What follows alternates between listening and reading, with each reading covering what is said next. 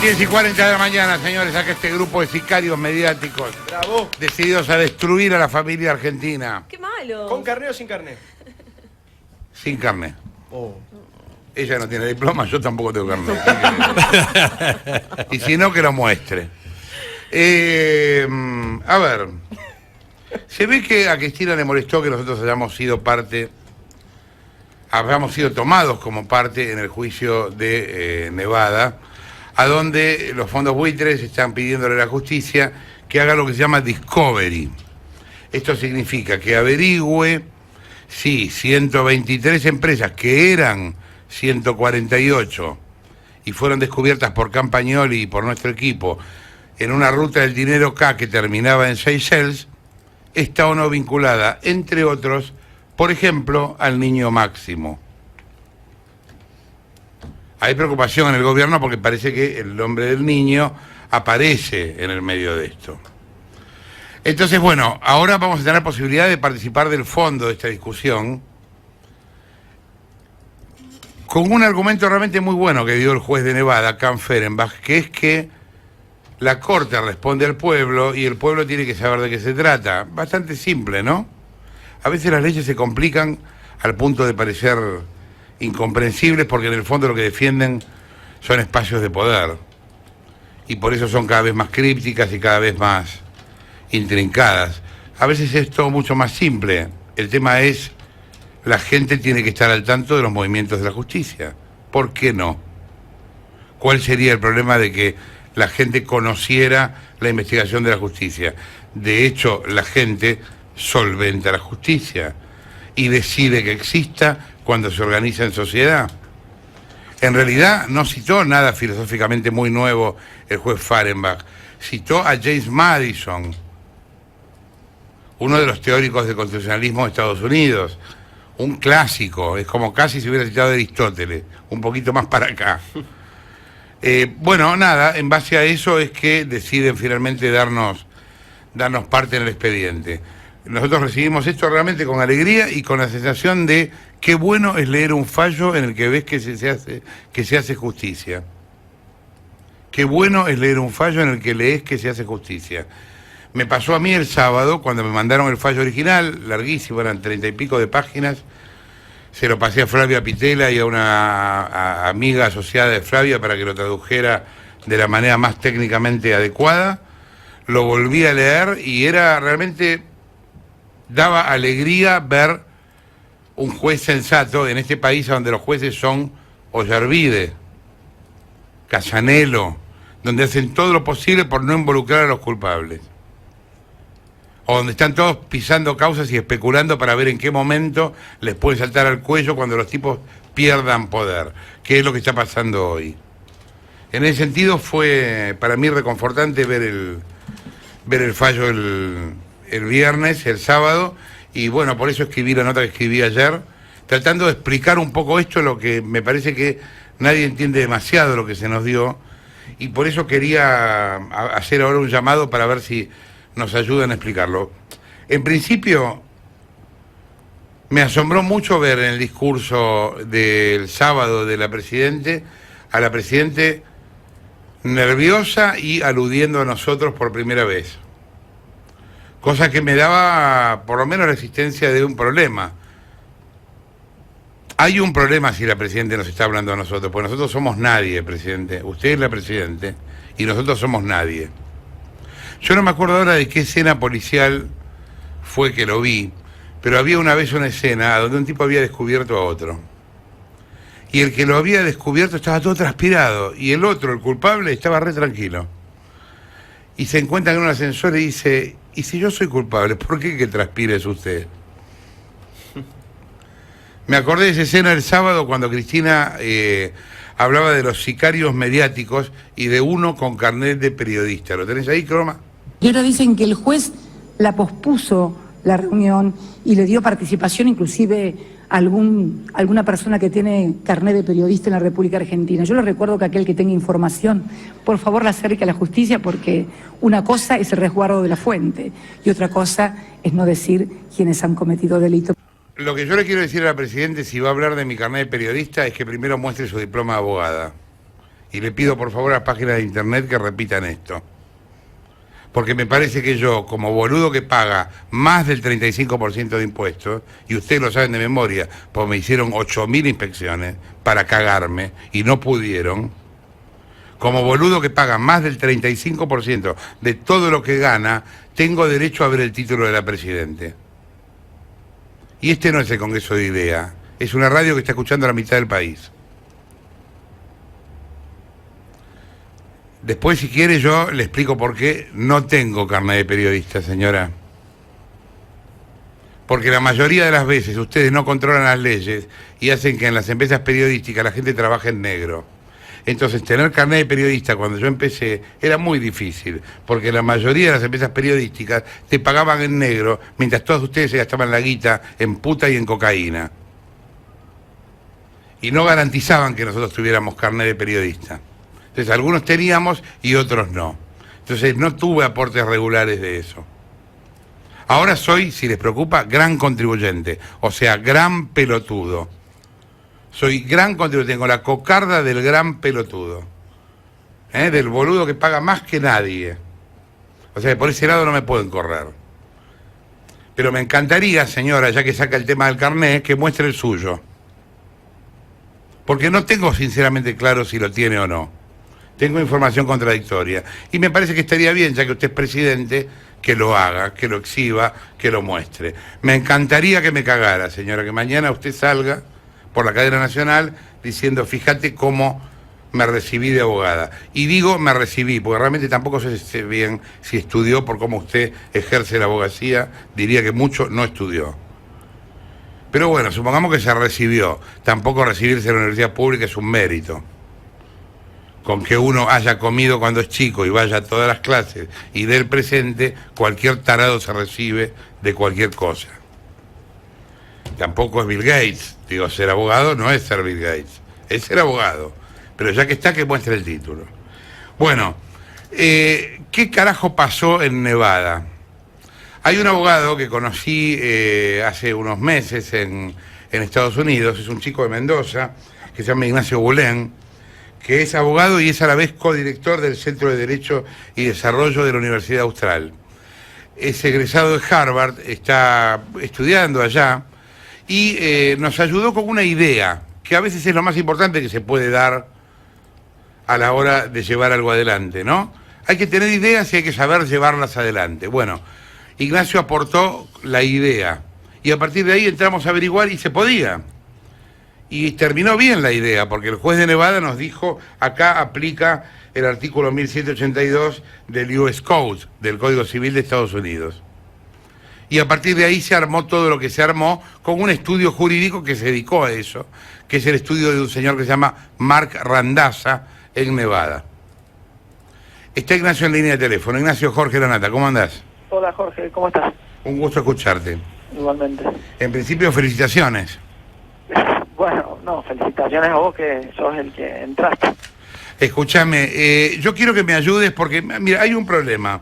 Yo no sé qué es lo que está pasando en el juzgado o en los alrededores del juzgado, pero se ve que hay gente que tanto a la gente de La Nación como a la de Clarín le está dando una información bastante parcializada sobre este tema.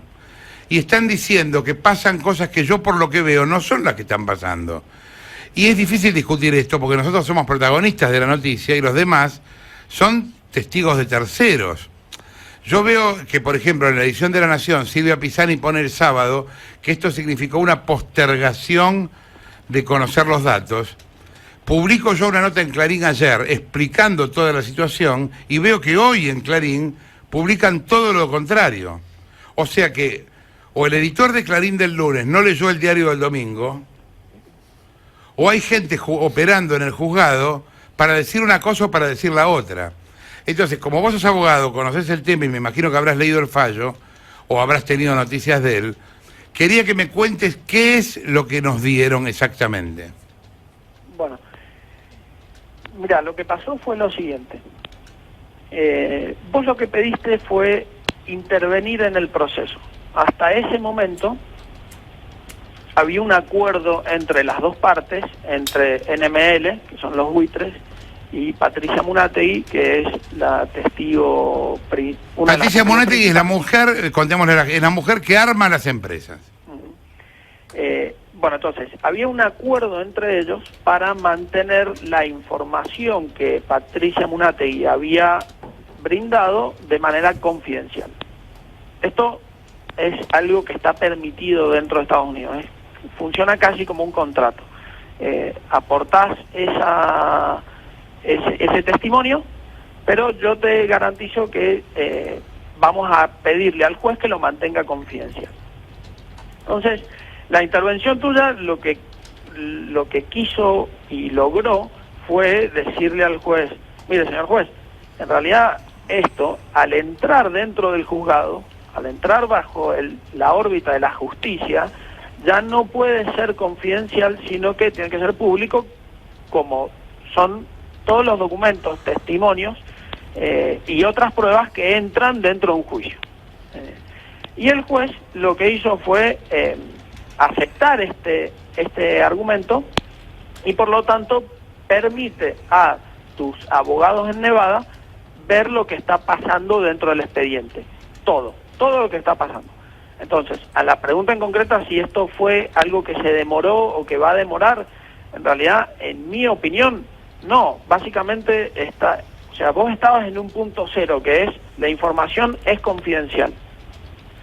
Ahora vos diste un salto grande, que es, la información la pueden ver tus abogados, por un lado, y por el otro lado, el juez lo que ordenó fue un acuerdo entre las tres partes, o sea, hay que llegar a un acuerdo entre tus abogados, los abogados de los fondos buitres y los abogados de Amunátegui para desclasificar esa información. En mi opinión no se demoró, simplemente era hasta el viernes estaba cerrado. Es que no se demoró porque no había fecha. Exactamente, o sea, no había bueno, fecha. acá vos fíjate Ignacio cómo es la cosa, porque hasta la presidenta de la Argentina, en el discurso del sábado, habló de una demora. Entonces yo te pido que aclaremos a Silvia Pisani de La Nación, a Ana Barón de Clarín y a la presidenta de la Argentina, Cristina Fernández, que esto no significó un atraso en nada, que por favor lean el fallo. En mi opinión no es un atraso básicamente porque no había ninguna fecha en la que la información se iba a hacer pública, porque la información no se iba a hacer pública. Está claro. Entonces, la pregunta es, ¿nosotros vamos a poder acceder al fondo de la investigación? Entonces, cuando vos decís nosotros es Jorge Lanata. Cuando yo te digo nosotros estoy diciéndote la Argentina. No porque yo la represente, sino porque yo estoy haciendo esto como ciudadano, no como periodista. Yo estoy haciendo esto como persona porque me parece que es injusto que la gente no pueda saber si acá hay una red de 123 empresas que lavaron 65 millones de dólares, dentro de las cuales a lo mejor hay una empresa de Máximo Kirchner. Bien. Yo te doy mi impresión porque obviamente estos son temas en los que los temas jurídicos no hay siempre una única respuesta segura. Pero, dos puntos a resaltar acá.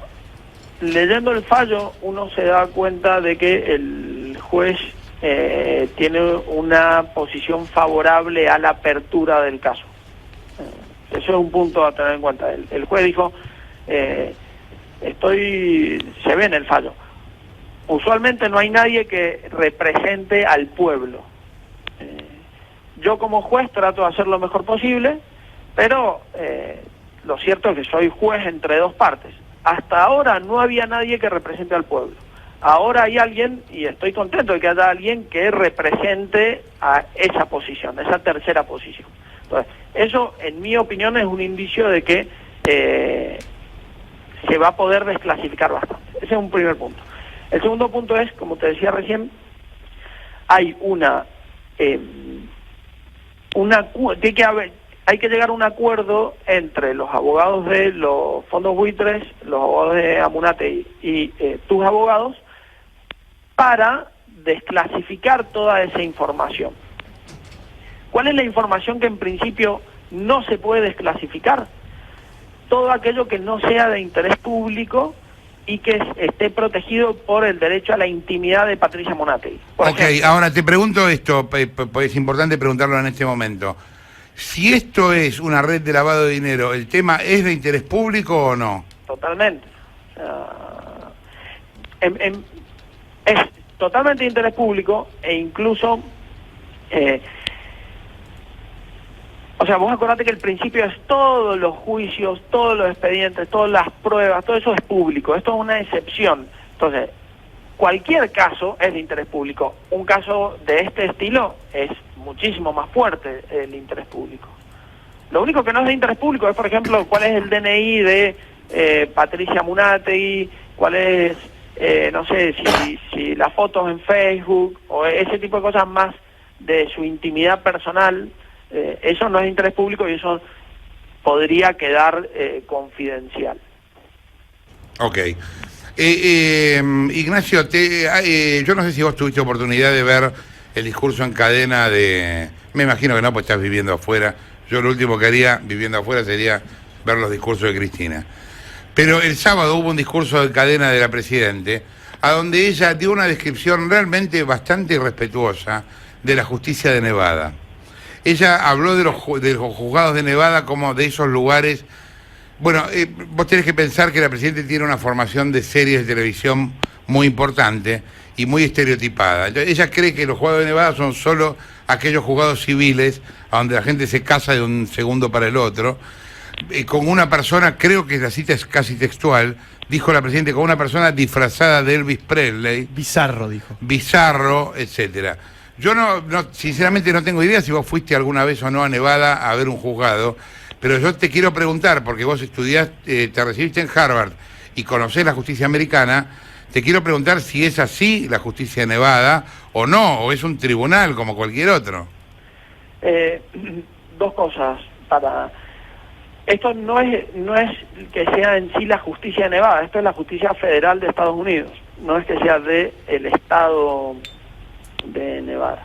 Y por otra parte, al menos en mi opinión, la justicia en Estados Unidos tiene muchos defectos, eso no se puede negar, pero realmente a la vez también tiene muchas virtudes. O sea, yo no sé, te doy un ejemplo para que vos para ver la magnitud de esto que te digo. El juez le prohibió a los abogados a tus abogados distribuir el contenido de lo que van a ver o los documentos a los que van a acceder.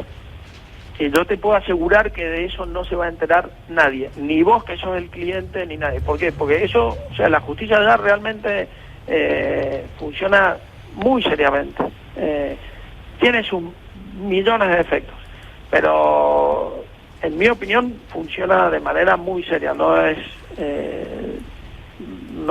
así como la describen. ¿Cómo son los tiempos de esto, por lo que vos entendés, Ezequiel? Perdón, Ignacio.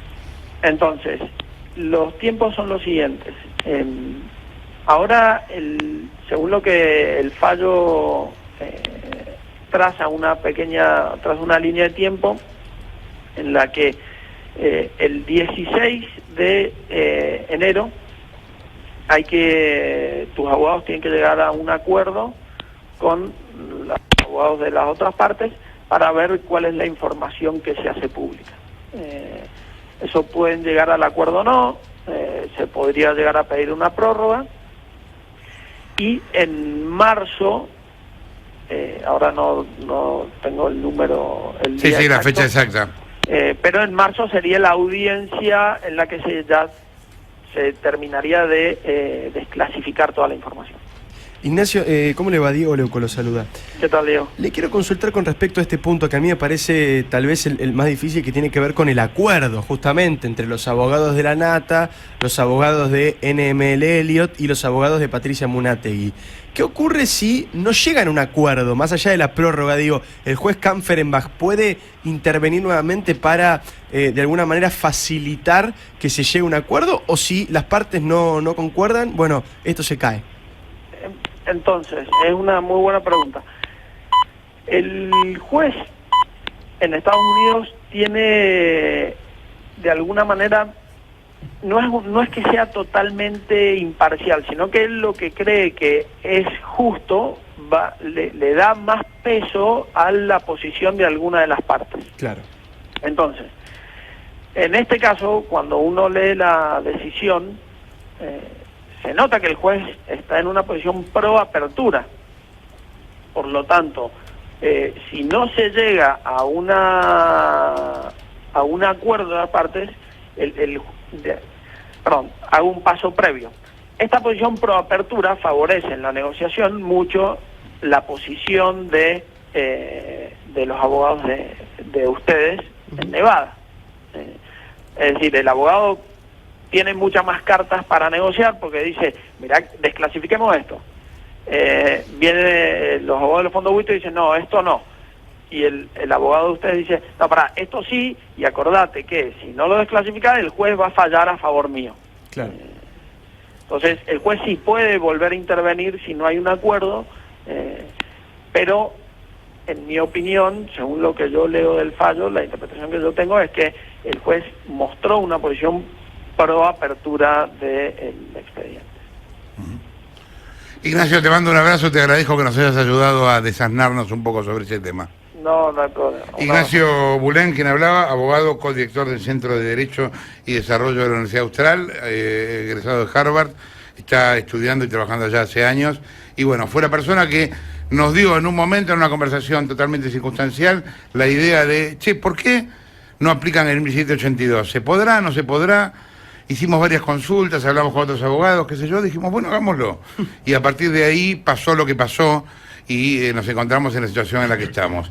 Una última cosa dirigida básicamente a dos colegas, a Silvia Pisani en La Nación y a Ana Barón en Clarín. Por favor, lean el expediente. Lean el expediente, porque lo que están diciendo está mal. Y al editor de Clarín del lunes, lea Clarín del domingo. Esta es mi opinión humilde, pero harían bien en leerlo, porque si no se sacan dos diarios distintos y no se entiende de qué estamos hablando. 2 minutos pasan de las 11 de la mañana. Intentamos poner un poco de información respecto de toda esta historia para que se entienda. Esta historia nace cuando el Ascar nos dice a nosotros, hay 40, 45 empresas que lavaron en 2 meses en La Rosadita 65 millones de dólares. Después el Ascar con Jorge Rial, con Ventura, con toda la parafernalia de América, salió a desmentirlo, salió a decir que... Y ahora se probó que era todo cierto y que América en ese momento estaba operando para el gobierno. Esto es lo que pasó. Bueno, la cosa avanzó, y ahora, y en el medio de eso, Campagnoli, en 2 semanas, encontró 148 empresas. En 2 semanas. ¿Qué dónde terminaban? En Seychelles. Dijimos, qué extraño. Mariel Fitzpatrick, con nuestro equipo, encontró lo mismo, que también terminaba en Seychelles. Fuimos a Seychelles. Descubrimos que hubo una escala imprevista después de una gira por Vietnam de la presidenta de 13 horas en Seychelles, que justo cayó un lunes. ¿Y qué pasó ese lunes? Día laborable en Seychelles. Hubo un cambio en la empresa madre de la lista de la ruta del dinero. Es una empresa que se llama Aldine. ¿Un cambio dónde? En el directorio. Curioso todo. En principio, como diría Vudú, una serie de casualidades que lo unían a él con Chicone, con esto, con otro. Bueno, una casualidad más. Ahora, cuando los fondos buitres que quieren, lo único que quieren es cobrar, y son una banda de hijos de puta, porque yo no estoy acá defendiendo los fondos buitres. Ahora, nosotros le permitimos ser hijos de puta, pero esa es otra discusión. Bueno, deciden que esa puede llegar a ser plata nuestra, piden lo que se llama un discovery a un tribunal en Nevada que investigue si esas empresas están vinculadas en una ruta de lavado de dinero. Esto es lo que está pasando. El gobierno dice que esto es todo mentira. Los diarios oficialistas, ayer miraba, ni siquiera hablan del tema. No hablan del tema, o sea, lo ignoran por completo. Y hablan de la contraoperación. ¿Cuál es la contraoperación? Las 4.040 cuentas en Suiza que se supone que no están registradas y que comprá pochoclo, sentate y esperá. comprá pochoclo, sentate y esperá, porque vas a ver que de las 4.000, 3.900 están registradas y no van a poder probar un carajo porque no pidieron ni siquiera las pruebas a Suiza. Hay que hacer una causa, bueno, no es una causa, hay que iniciar un expediente, una investigación por cada una de las 4.042 cuentas. O sea, lo sabremos si esa investigación en 8.000 años. Sí. Es imposible. Incluso ya hay varias de estas empresas litigando contra esa denuncia, justamente porque dicen que tienen las cuentas pero declaradas. Entonces, como están hoy las cosas, el sábado hubo un acto muy extemporáneo por parte de Cristina, realmente extemporáneo. A mí me sigue asombrando que la presidenta de un país hable del sistema de justicia o de otros líderes con la falta de respeto con la que Cristina habla, a menos que sean países en guerra. No es normal que uno diga: en Bulgaria los jueces son todos borrachos. No pasa. A menos que vos estés peleándote con los búlgaros. Entonces ahí decís cualquier cosa. Vas a ir y tirás una bomba. Pero que vos digas, en la justicia de Nevada están disfrazados de Elvis Presley. Ve, las cosas que dijo de Decís que acá ya nadie se toma las cosas en serio. Vos sos de la Embajada de Estados Unidos, hacés una protesta, decís algo. ¿Qué te crees que somos todos Elvis Presley? ¿Qué es esto? No, Jorge, además es, digamos, retomando el comentario que hacías vos sobre el título, ¿no? Que bueno, obviamente después se responderá o no la presidenta. Es interesante lo que te decía vos recién, Ignacio. Es justicia federal. O sea, también demuestra ignorancia sobre el sistema jurídico de los Estados Unidos, porque el juez es un juez federal, no tiene nada que ver si está en Nevada o en cualquier otro estado de los Estados Unidos. Es como si acá fuera el juez federal de Tucumán. Es como si acá fuera un juez federal de Tucumán que tiene las mismas potestades que el juez federal de Capital Federal. Bueno, increíble. No tiene nada que ver. Bueno, increíble. La cuestión que Cristina el sábado se refiere a los sicarios mediáticos que vendríamos a ser nosotros y a los secuaces judiciales. Obviamente el ejemplo de Bonadío autoinmolándose es el más presente en el medio de esto, pero no va a ser el único, porque ya viene pasando con varias causas. Ricardo Recondo es camarista, presidente de la Asociación de Magistrados y Funcionarios de la Justicia. Se supone que puede llegar a ser un secuaz. Está en línea de teléfono. ¿Qué tal, Recondo? La Natalia habla. Buen día. Buen día, Jorge. ¿Cómo le va? ¿Qué se siente ser secuaz, Recondo? No, mire, obviamente que en el contexto que se pronunció, sobre todo que antes había hablado de sicarios, es un término despectivo, pero en la acepción semántica, secuaz es seguidor. Nosotros somos secuaces de la Constitución y de las leyes. Está muy bien. Así que no, los adjetivos, usted sabe bien, Jorge, que no refuerzan las posiciones.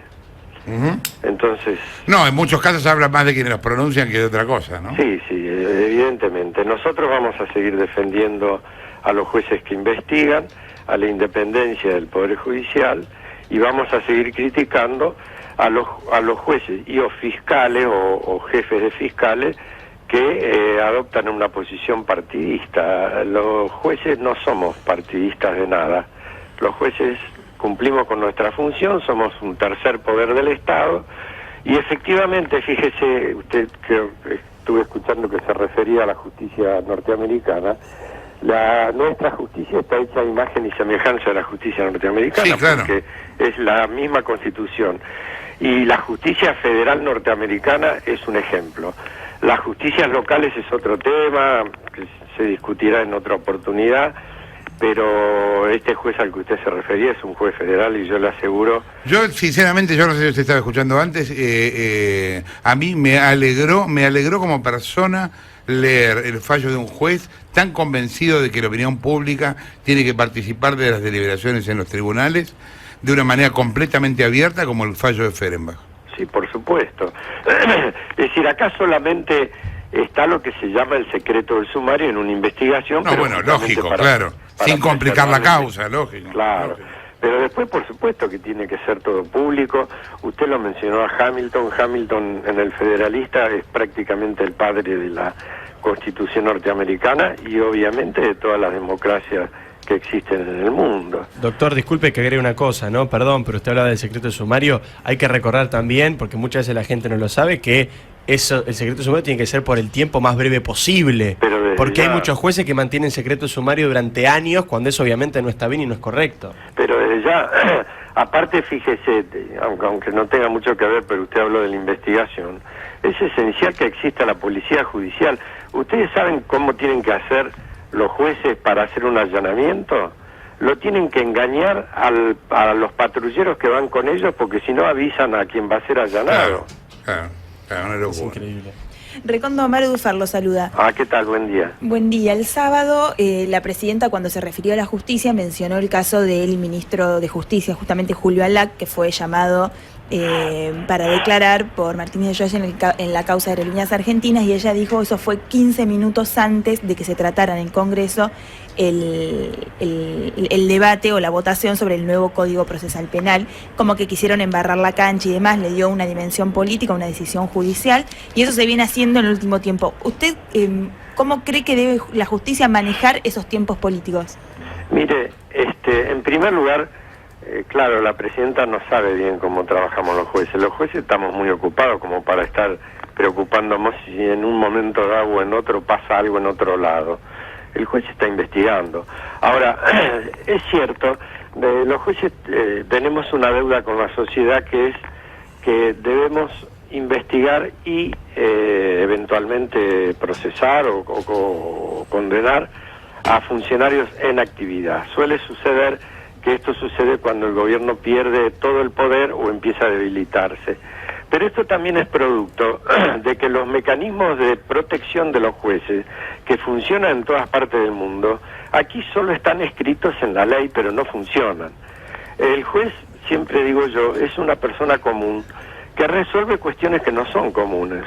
El juez está sometido a mucho peligro, por ejemplo, si investiga narcotráfico, o a peligro personal, o en su propia vida familiar, si está investigando a alguien que está que es muy poderoso.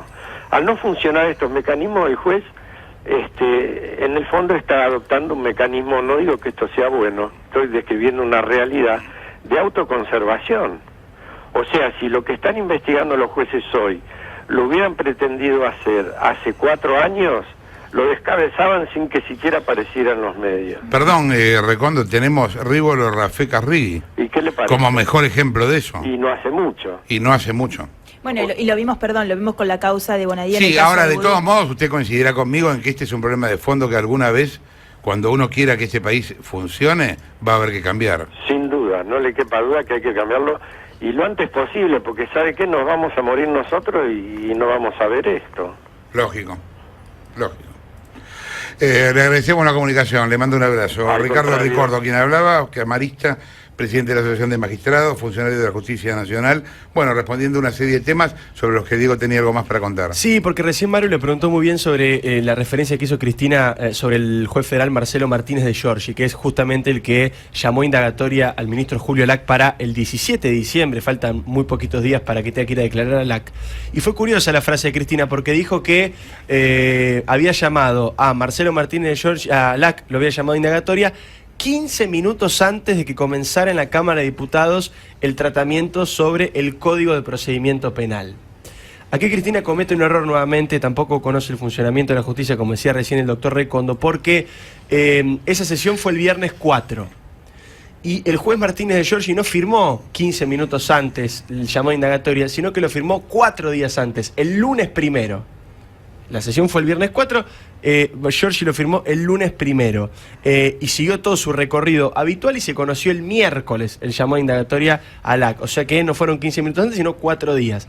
Y segundo, un dato interesante sobre Martínez de Giorgi, que según cómo avance esta investigación puede ser el nuevo Bonadí o el nuevo Campagnoli, porque esto, si continúa hacia adelante contra Alac, puede recibir el escarnio del gobierno. Un dato que ilustra esta situación. Marcelo Martínez de Giorgi estaba subrogando el juzgado que ahora lo tiene como titular, y fue finalmente designado titular como juez federal en el año 2012. Su designación como juez federal de la Nación está firmada por la presidenta Cristina Fernández de Kirchner y el ministro Julio Alac. Increíble. Hace mucho tiempo nosotros venimos diciendo, una opinión personal, que es que el principal problema de la Argentina es la justicia. Más que cualquier otro, porque de la justicia se desprenden todas las relaciones, las laborales, la educativa, todas las relaciones tienen que ver con lo justo, con, como decía el viejo Ulpiano, dar a cada uno lo suyo, o sea, con lo justo. Entonces, ¿qué pasa si en Argentina se aplica el Código Penal? La mitad del país va presa. ¿Qué pasa si en Argentina se aplica la Constitución?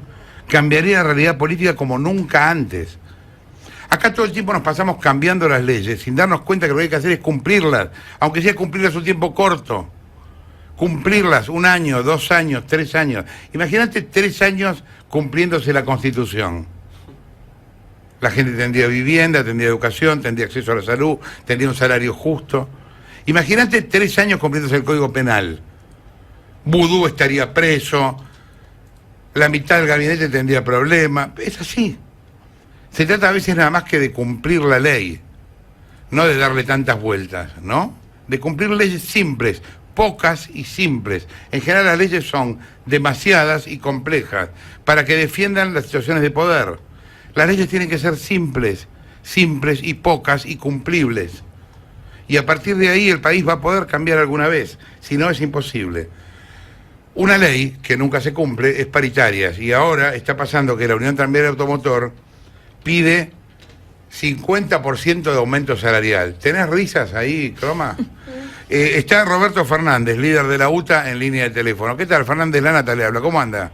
Buen día, Jorge. Bien, bien. 50%, Fernández. Jorge, pero no es el tema. Usted analice bien, y si seguimos con el mínimo no imponible, ¿no es cierto?, de esta manera que solamente se lo ha quitado para el aguinaldo.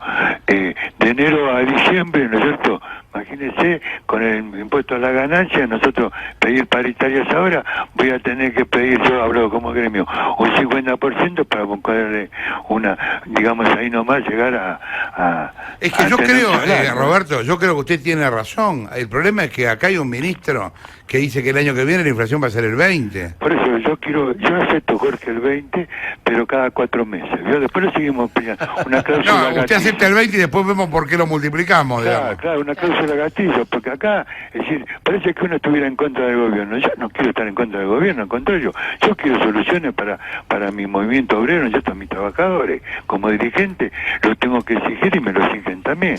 Entonces, queremos la credibilidad, bueno, hagamos una cláusula gatillo cada 4 meses, a ver cómo es la inflación. Bueno, ellos dicen que es un 20.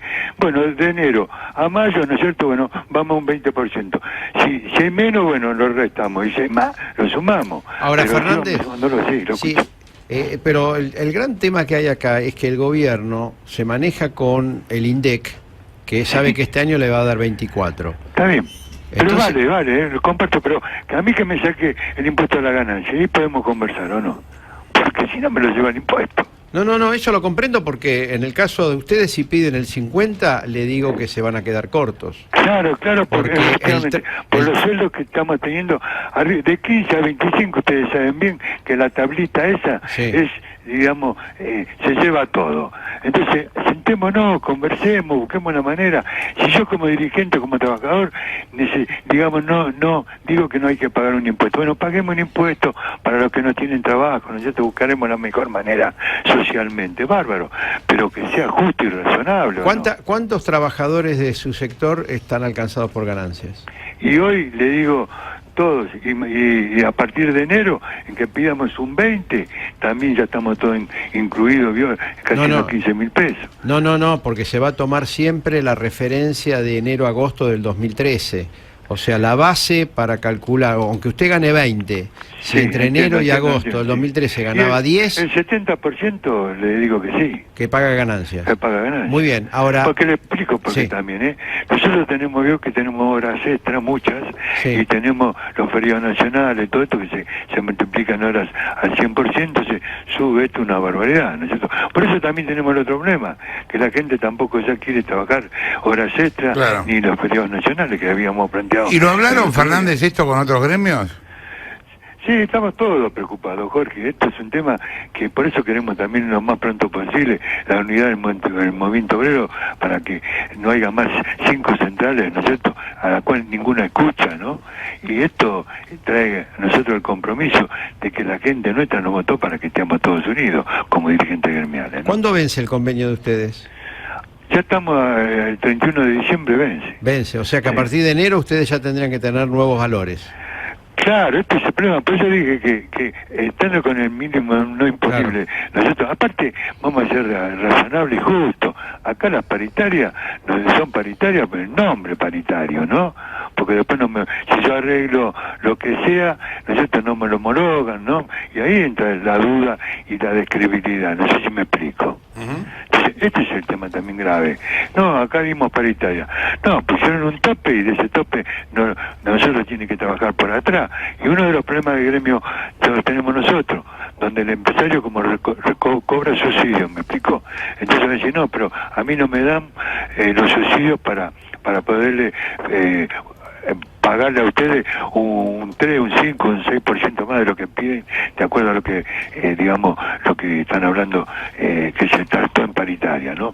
O se homologó, perdón, porque el gobierno el año pasado homologó, este año homologó un 28%, ¿no? Y lo demás lo tuvimos que buscar, y bueno, así no es paritaria, ¿o no? Fernández, justamente por eso le quería preguntar, porque más allá del impuesto a las ganancias, el ministro Axel Kicillof insistió durante los últimos 10 días, y va a continuar haciéndolo, de que la inflación es del 24%. Pero entiendo que según sus cálculos estaría llegando al 37%. ¿Es este el número correcto que manejan ustedes? Claro, pero todavía no terminamos diciembre.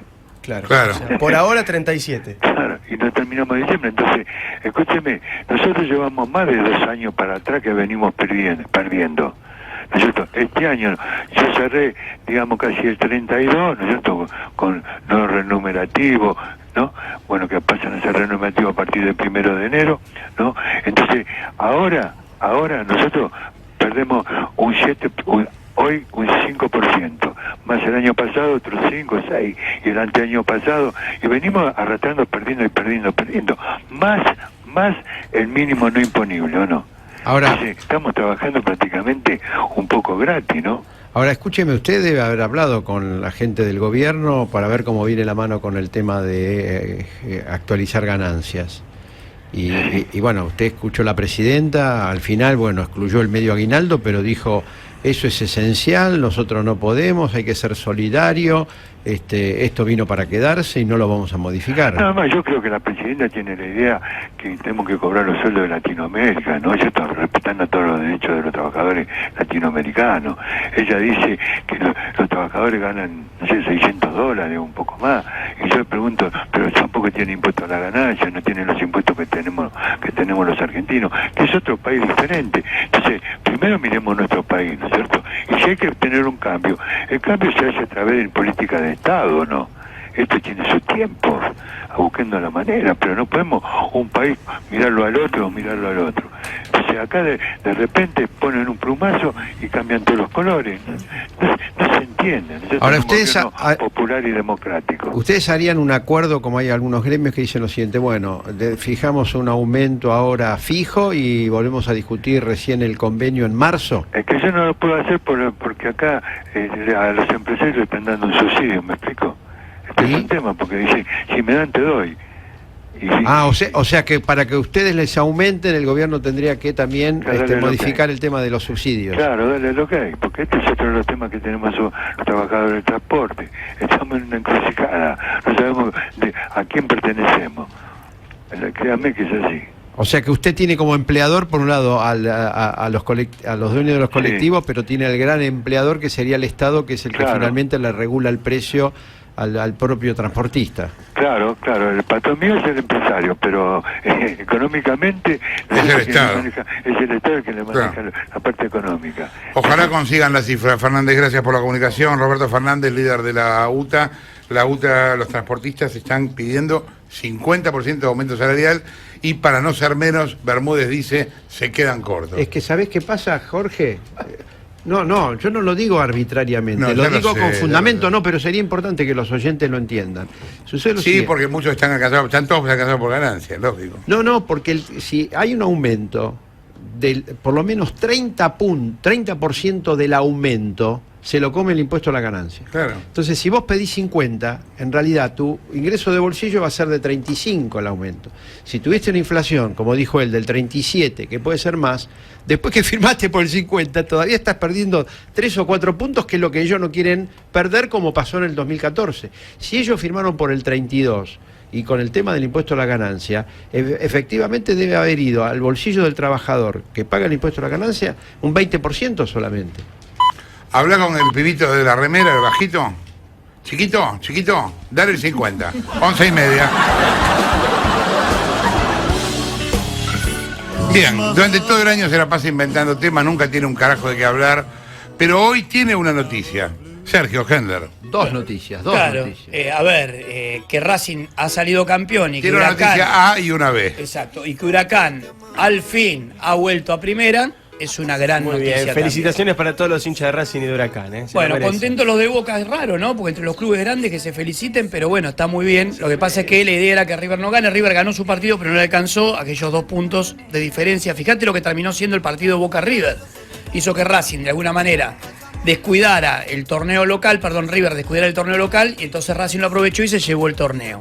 ¿Cómo fue el partido? Durísimo. O sea, los que pensábamos que Godoy Cruz no le iba a hacer fuerza. ¿Prensábamos? Sí, pensábamos que lo iba a prensar y sin embargo lo salió a buscar, en un momento lo complicó. La verdad es que Godoy Cruz es un partido más que digno, lo que pasa es que Racing estaba nervioso, recién lo pudo destrabar en el segundo tiempo. En la primera parte los dos equipos, River y Racing, estaban 0-0. Pero bueno, fíjate que Racing cambió en 6 meses 14 jugadores y sin embargo pudo armar un equipo, algo raro, no se da habitualmente. Esto hay que quemar los libros del fútbol, siempre dicen primero hay que armar el equipo y después recién van a verse los resultados. Racing lo pudo hacer rápidamente, limpió a aquellos que sentía que no tenían más lugar, caso Camoranesi y otros, y los que vinieron le dieron otro título como en el 2001. Milito, Saja, 9 más. Hay que hablar de Saja, de Bou, que jugó un campeonato tremendo y eso que fue resistido al comienzo, de Videla, que se comió el mediocampo, de Lolo, el hombre que viene de verano de Córdoba, y obviamente su entrenador Diego Coca supo hacer las cosas bien y terminó celebrando. El gol fue de Centurión de cabeza, cuando la historia empezaba a complicarse un poco. Segunda vez que dio una vuelta en el cilindro, la última había sido en el año 61. Y además el chino Saja completó 674 partidos sin recibir goles. Así que encima la fiesta fue recontra completa, hubo doble fiesta. Los jugadores salieron 2 veces a celebrar, la gente los pudo ver. En un momento tuvieron que abrir las puertas porque los que estaban afuera ya estaban por hacer lío, dijeron abramos la puerta y que se arreglen. Algunos se iban, otros entraban, así que pudieran haber llenado 14 cilindros, no 2 como dijo el propio Milito. Blanco además fue reelecto como presidente de Racing por el 50.9 de los votos, segundo quedó Julio Libarona con 34.9, así que para la gente de Racing, fiesta completa, felicitaciones. Mucha mala sangre los de River no se hicieron porque vienen de celebrar la Sudamericana y sabían que esta parada era complicada, pero bueno, de esta manera Racing celebra, vuelve a la Copa Libertadores, se le abre un camino realmente muy interesante como Huracán, salvando las distancias, que vuelve a subir a primera, 4-1, más allá de que estaba perdiendo 1-0 frente a Atlético Tucumán. Ahora juega Libertadores, Supercopa y Sudamericana el Globo. Así que Ismael tiene para viajar, festejar, cobrar viáticos, no sé si te interesa, pero vas a estar contento, así que vas a tener mucho para celebrar el próximo año. A Puso, su entrenador, lo pelaron, hizo una promesa. Si subimos, me corto el pelo, terminó peladito. Todo Huracán contento, gran fiesta en Parque de los Patricios de ayer, la gente que volvía de ver el partido se aglutinó allí porque obviamente el obelisco estaba copado por la gente de Racing y como fue sin público ni local ni visitante, allí en Mendoza no hubo nadie que pudiese ir a festejar a Mendoza, festejaron todos como corresponde en el mítico y querido Tomás Adolfo Ducó, que seguramente de aquí a fin de año va a ser una gran fiesta para la gente de Huracán, que al fin se termina tantos años de karma. Ahí en Caseros y La Rioja se llenó. Y también en Caseros y Rioja hubo gran festejo, claro, como tiene que ser al barrio, así que me pone contento, porque fíjate que San Lorenzo está en Marrakech en este momento, feliz y contento, jugando Un saludo a el Mariano Mundial de Chiara, Clubes. que es hincha de San Lorenzo. Hoy a la noche, fíjate que Tinelli hace el programa y mañana se va a Marruecos para el Mundial de Clubes. ¿Cuánta gente fue San Lorenzo Marruecos? 8.000. Wow. Y la verdad que están con una expectativa tremenda. Ya tienen rival, así que están contentos, ya saben con quién juegan. Y si ganan el partido semifinal, enfrentan en la final al Cruz Azul o al Real Madrid. Todo parece indicar que sería el Real Madrid, así que la mejor final que puede proponer. De acá a fin de año uno decía, para mí hoy podría empezar las vacaciones, bien me las podría dar, me las merezco. Sin embargo, tenemos que esperar. No, eso es cuando uno trabaja. ¿Ah, no es así? No. Así que hay que esperar uno toma que San vacaciones Lorenzo... cuando trabaja, es como una compensación de la época de la Revolución Industrial. Y no es menos por menos más. No. Cuando uno no trabaja. Matemática, menos por menos lo más. tuyo sería trabajar, ¿me entendés? Porque tendrías que venir. Madre. Bueno, está bien, me voy a quedar entonces. Claro. Voy a esperar que San Lorenzo juegue y a desgano voy a dar esa información, no por San Lorenzo, sino porque no me gusta trabajar. Bien. Escuché esta historia que es realmente increíble. La madre de CFK, jubilada con privilegios. Ofelia Wilhelm se operó de la cadera y la obra social IOMA, Instituto de Obra Médico Asistencial, le reintegró el 100% de los gastos médicos. O sea, le dieron a la abuela 181.000 pesos. El reintegro, es increíble esta noticia, el reintegro es un 470% superior al que la prestadora le reconocería a cualquier otro afiliado por una intervención similar según la ley. Increíble. El diputado Ricardo Vago, diputado de la provincia del Frente Amplio UNEN, realizó un pedido de informes para conocer las razones por las cuales IOMA le reconoció a Wilhelm el 100%, o sea, un 470% más que la ley. Y Delmar Sellant es presidente de Subtioma, Sindicato Único de Profesionales y Técnicos del IOMA, que fueron los denunciantes del caso. Y Delmar, Jorge Lanata, buen día. Hola Jorge, buen día, un saludo ahí a la mesa. Gracias, viejo. Asombrado realmente, me parece increíble. Es como muy cara dura, ¿no?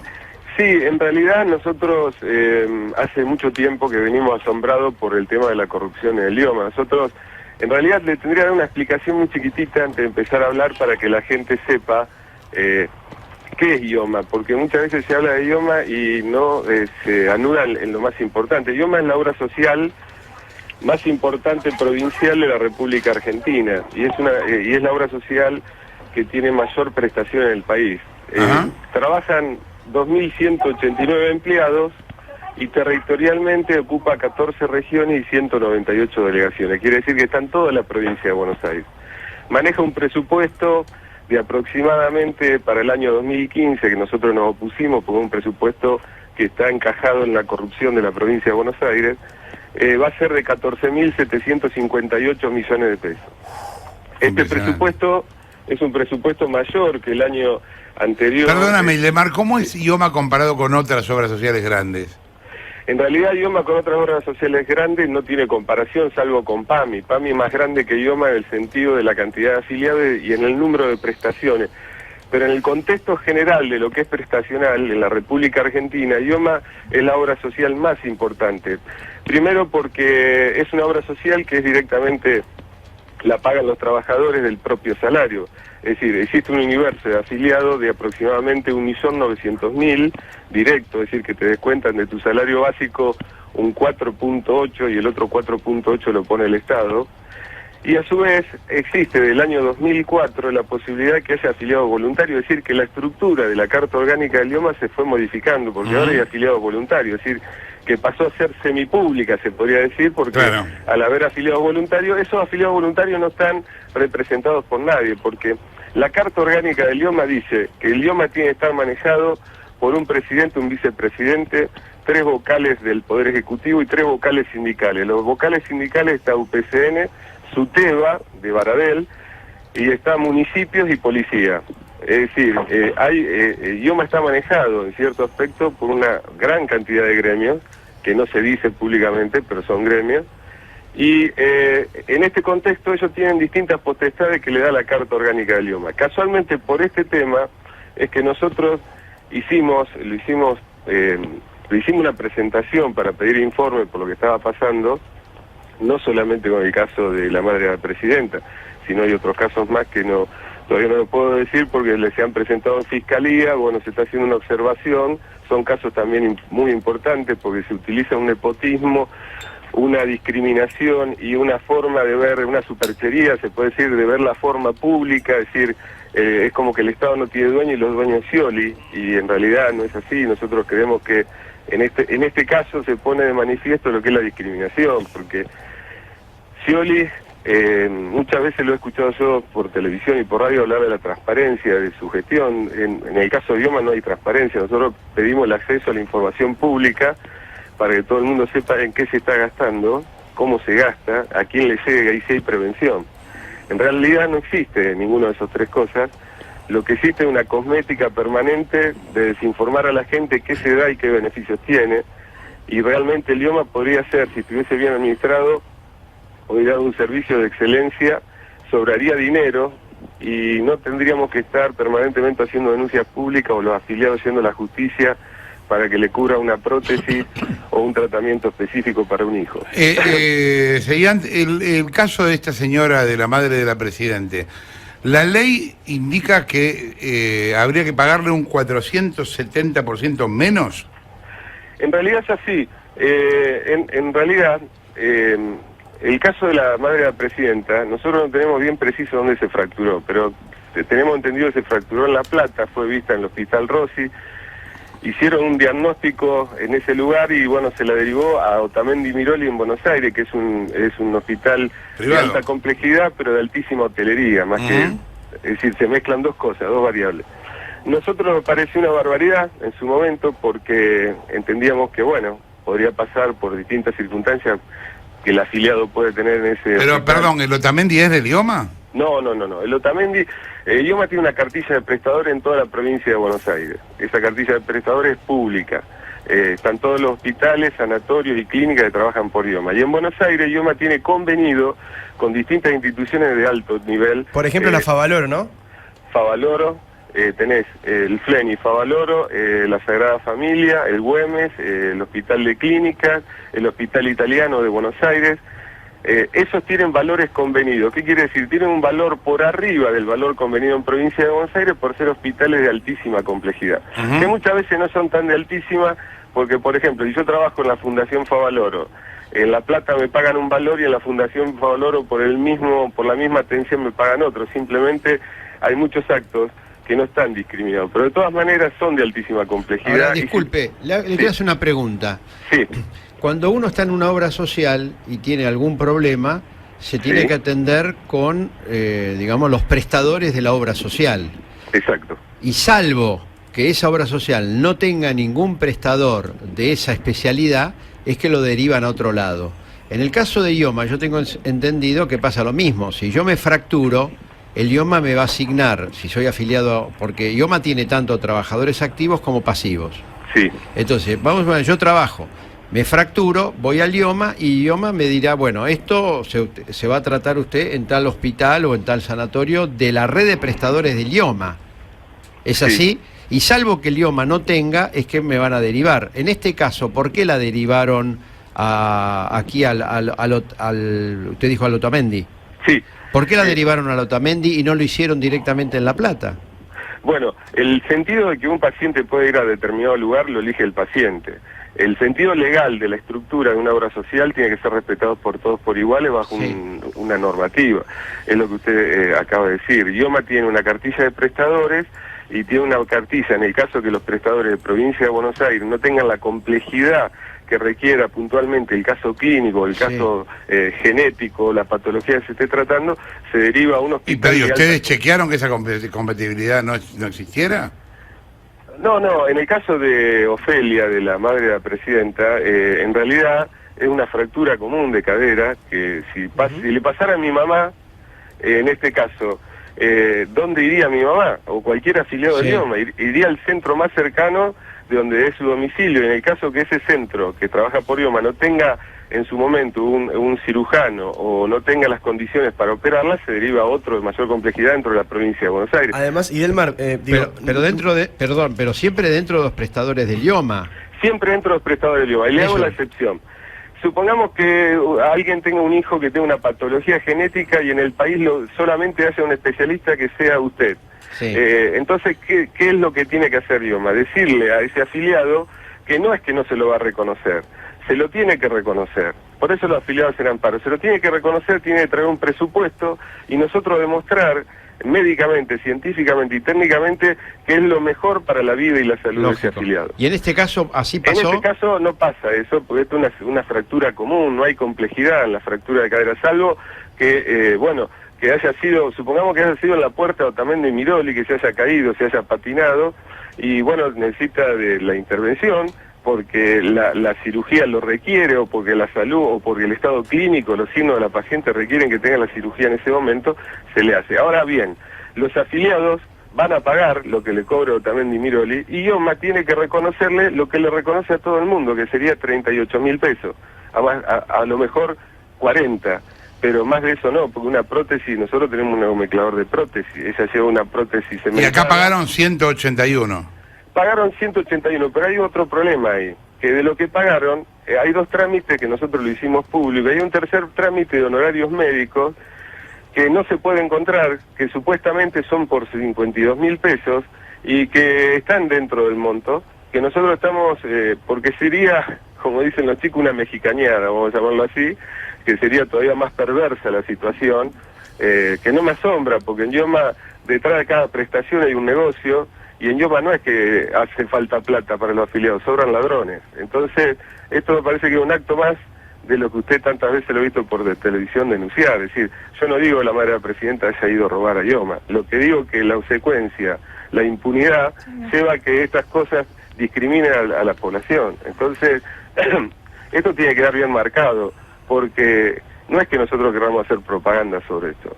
Lo que acá se da muchas veces, el caso típico de que lo comentamos en todos lados, pasa con el hijo de un diputado, de un senador, de un legislador, de un gremialista, pero bueno, en este caso se hizo más notorio porque la madre de la presidenta. Nosotros, todos los demás casos que le digo también están en la justicia, porque entendemos que primero el recurso de IOMA es del erario público y depende de todos los afiliados y depende del nivel de excelencia de prestación del recurso económico. Entonces no podemos pagar estadios onerosos de montos que no condicen con la realidad y aparte que sería ilegal, como en este caso, porque claro, del directorio salen a decir que nosotros estamos diciendo que no es, ellos dicen que no es ilegal.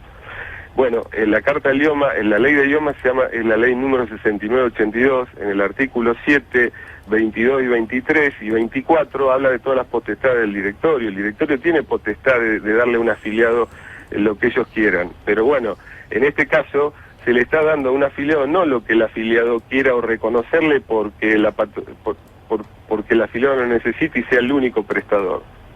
Acá se ha hecho un acto de bien, de impunidad, porque era la madre de la presidenta, nada más por quedar bien con alguien, y bueno, y esto nos sirvió para muchos afiliados de la provincia de Buenos Aires que están sufriendo el tema de IOMA, los discapacitados y muchos afiliados comunes, que tienen que ir a IOMA a pedir reintegro y muchas veces tardan meses en pagárselo, y cuando le pagan le reconocen lo que dice el nomenclador. Claro. Por eso le decía, supongamos que me hubiese pasado a mí en la puerta de Otamendi y Miroli, me hubiesen pagado 40 y pico mil pesos como mucho. Y no sé si hubiese pasado la auditoría, porque mi primera función en la auditoría es decir, está bien, el paciente se fracturó, ¿por qué lo llevaron a Otamendi y Miroli si tienen todos los prestadores de Buenos Aires y todos los prestadores de la provincia de Buenos Aires? Es una decisión caprichosa y única del afiliado, que muchas veces es válida porque supongamos que yo tenga mi médico de confianza o de cabecera que trabaje en Otamendi y Miroli. Ante la duda me dice, venite para el Otamendi que te veo acá. Puede pasar eso. Bueno, IOMA se lo va a reintegrar, pero se lo va a reintegrar el valor del nomenclador. Claro, está claro. Exacto. Gracias, Idemar, por la comunicación. Idemar Sellán, quien hablaba, presidente de Subtioma, que es el sindicato único de profesionales y técnicos del IOMA, son quienes denunciaron el caso. A ver, se fracturó la cadera la señora madre de la presidente, tendrían que haberle pagado por nomenclador 38.000 pesos y haberla atendido en un sanatorio de la provincia. La atendieron en uno de Capital y le pagaron 180.000. 180.000. Y además el reintegro incluyó una prótesis importada, cosa que tampoco se puede hacer.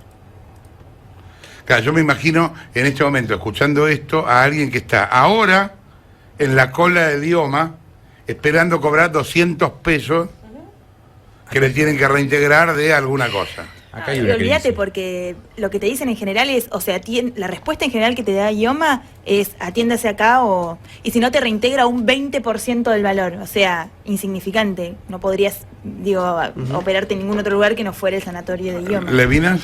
Acá dice Gabo Ciro, tengo IOMA, docente de provincia, si no pago arancel diferencial sin reintegro, no me atiende ningún médico, prácticas idem. Claro, porque esa es otra cosa. Cuando vos vas con el cuponcito de IOMA, hay muchos médicos que como IOMA tarda mucho en pagar a las prestaciones médicas, te cobran Un plus. sí, que supuestamente es ilegal, pero la verdad es como cuenta la señora, si no lo pagás no te atienden. A veces, no sé, en su momento cuando yo tenía IOMA era de 10 pesos, Claro. hoy imagino que estará un poquito más. Acá Ramón Indar, que es el autor de la nota en perfil.com, que inició esta investigación, me cuenta que además el pedido lo hizo la familia. O sea, esto tal vez es anecdótico, pero quiero decir, la familia de la presidenta, que tiene una fortuna de 70 millones Sí, de no lo pesos. Declarada. Declarada, 70 Lo que tiene en millones blanco es de eso. pesos, lo que tiene en blanco Cristina y sus hijos, fueron a quitarle al IOMA 470% más de lo que debería. Es el mediodía, señores. Hija de Leuco, siempre hay una pipeta Power. Que nunca falte. Contra pulgas, garrapatas y mosquitos, la pipeta es Power. Bien, es curioso el concepto de éxito del gobierno, porque solo el 2% de los bonistas aceptó cambiar el BODE en 2015 por dólares, y esto fue presentado por el niño Axel como un éxito. Yo me preguntaba si en cambio del 2% hubiera sido el 1%, si el éxito hubiera sido mayor. Porque quizá esto cambió el concepto de éxito, o nada. O si el gobierno hubiera tenido que comprarse a sí mismo, a lo mejor el éxito hubiera sido planetario. Claro, él lo presenta por el siguiente lado, el chiquito, ¿no? Chiquito, El chiquito. Benny chiquito.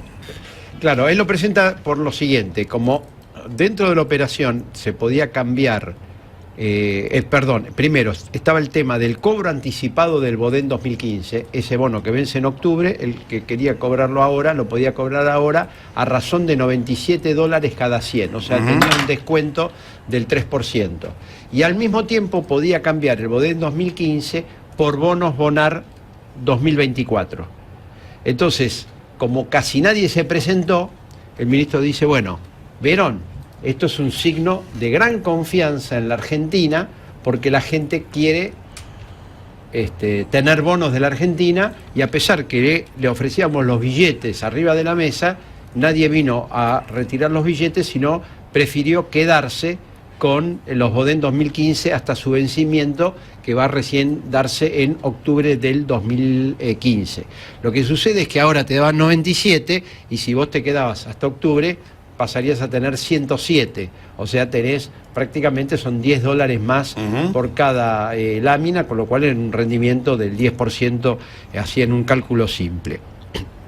Ahora, al mismo tiempo, esa operación en realidad era un disfraz de algo más importante, que era que el gobierno quería obtener 3.000 millones de dólares.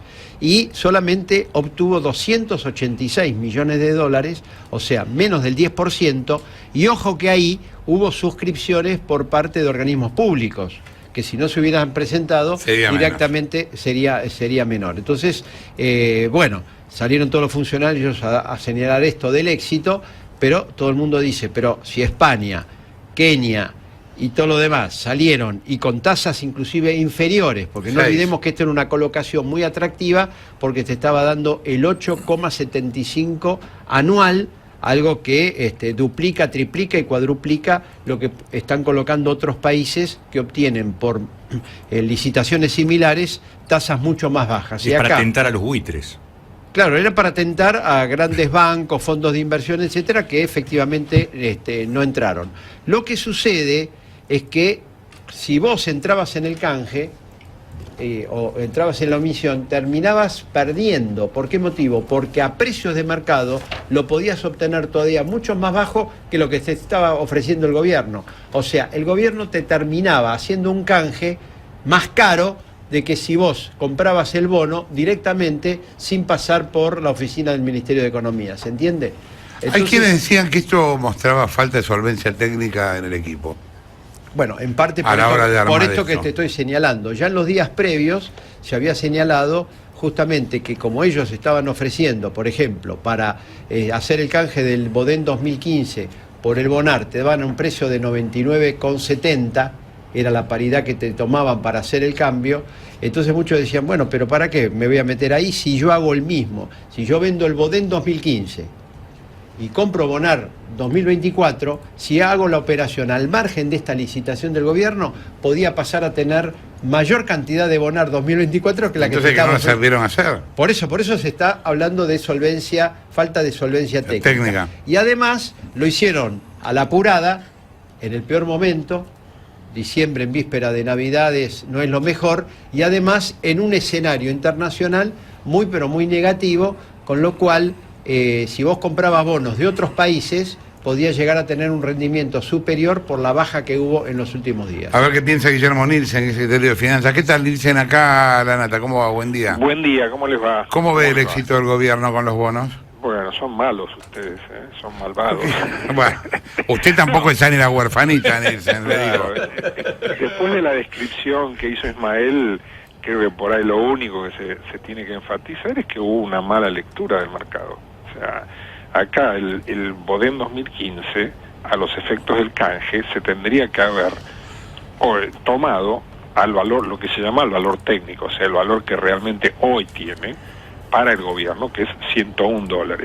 En cambio, se quiso ser amarrete y se ofreció 97 cuando el mercado pagaba 98.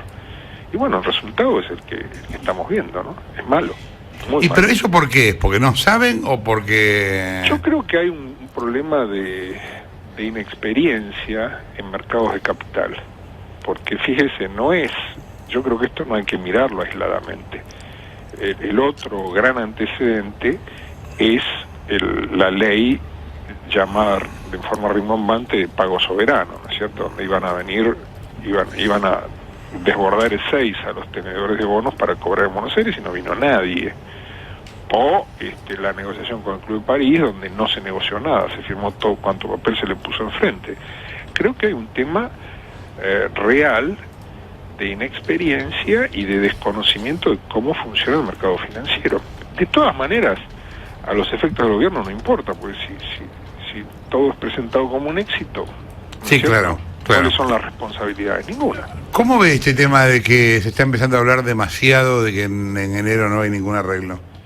Y yo tiendo a pensar que no va a haber arreglo, porque para haber arreglo hay ciertos preparativos parlamentarios, hay leyes que enmendar e incluso derogar, hay una que hay que derogarla, que no se está, hasta donde yo sé, no se está haciendo nada. Es la ley Cerrojo. Claro, tenés ley Cerrojo, ley de pago soberano, ahí hay que hacer ciertas modificaciones legales que mínimamente exigen mandar un proyecto al Congreso, y eso, hasta donde yo veo, no hay nada. ¿Y entonces? Entonces creo que no va a haber acuerdo, creo que las cosas se van a complicar, porque además el gobierno, fíjense ustedes, en cuanto a los holdouts, sigue paralizado. O sea, por un lado, no se desprende del estudio de abogados que llevó a 3 fracasos sucesivos de instancias legales en Estados Unidos, y por otro lado tampoco el gobierno toma la iniciativa de hacer un contraataque legal en las Islas Caimán para tratar de resolver esto, ¿no? Es como que está paralizado. La impresión que hay para el mercado, viéndolo de afuera, es que el gobierno está paralizado. Entonces, Nielsen, acá viene la pregunta. Ismael Bermúdez lo saluda. Sí, Ismael. El tema es... Muy buena síntesis recién, muy buena síntesis. Bueno, gracias. El tema es así. Este año el gobierno, y está en el presupuesto, 12.000 millones de dólares debería utilizar de las reservas para pagar los vencimientos del 2015. Sí, tomando solamente gobierno central. Sí, si uno sí. toma provincias, es todavía peor, Es ¿no? peor, por eso. Porque Entonces, hay vencimientos provinciales también que son de relativa importancia, pero que es normalmente provincia, ¿no? Exacto. Ahora, teniendo este escenario, teniendo en cuenta lo que pasó recién con esto de que fracasó lo del Bonar 2024, estos fuertes vencimientos y teniendo en cuenta que, en principio, por lo que usted dice, no va a haber acuerdo con los fondos buitres. Sí.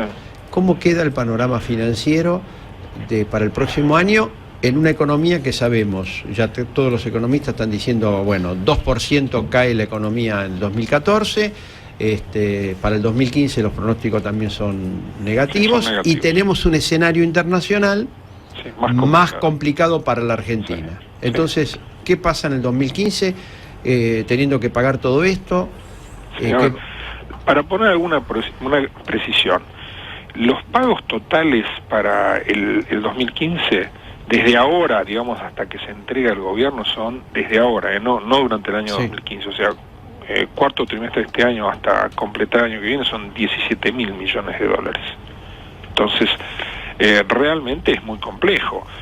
En lo internacional, además, hay una revaluación del dólar, hay una baja de la soja, hay un Brasil que no termina de volver a crecer, con lo cual realmente es una situación donde estamos yendo a una situación interna de mayor recesión. El ajuste, ¿cómo se generan estos dólares? ¿Cuál es la forma de generar estos dólares dada la restricción que tenemos de reservas?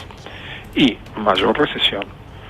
Por el lado positivo que tenemos, el swap de monedas con China, que parece estar liberándose, no sabemos muy bien con qué velocidad, pero bueno, se va liberando y algunos miles de millones de dólares están entrando por ese lado. Pero si no, es un panorama de mayor recesión, cuando en realidad terminamos el 2014 con una caída prácticamente del 3% del Producto Bruto. Ahora, Nielsen, hay muchos analistas que dicen que la balanza comercial del próximo año va a ser menos superavitaria de lo que fue este año. Y la balanza es importante porque esos son dólares que ingresan a la economía, o sea que van a ingresar... Yo lo estoy viendo, yo veo la balanza como que va a dar cero, ¿no? Cero. Por eso, aquí Orlando Ferrer nos dijo que 3.000 negativo. Usted ve cero y creo que el estudio Bain le da 1.100 positivo.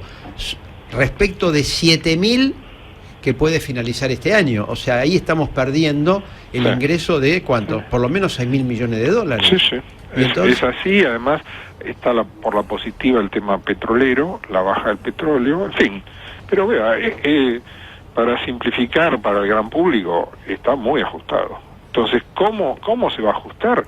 Y retaseando las autorizaciones a importar. Ahora, estamos ya tocando el hueso en autorizaciones a importar. ¿Por qué? Porque la producción industrial argentina, e incluso la agropecuaria, importa cosas complementarias de lo producido localmente. O sea, vamos a un escenario con menos horas de trabajo, menos horas de empleo y menos producción, lamentablemente. ¿Y con el dólar qué va a pasar? Con el dólar tenemos que ver qué pasa en enero y febrero, cómo el Banco Central reabsorbe el exceso de emisión de noviembre y diciembre.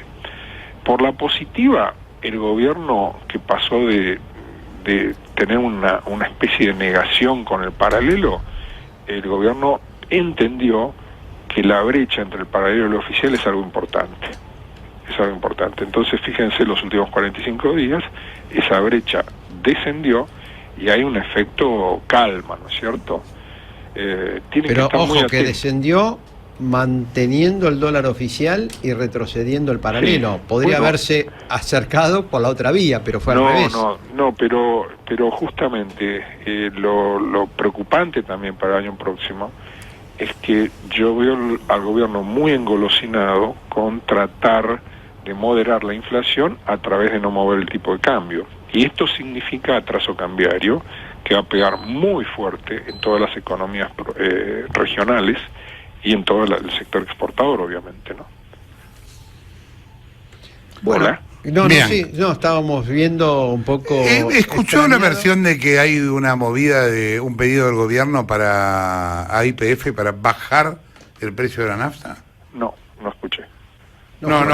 Me contaban eso y me preguntaba qué pasa, o sea, primero si el gobierno está en condiciones de hacer una cosa así, creo que no. Yo creía que no, o sea...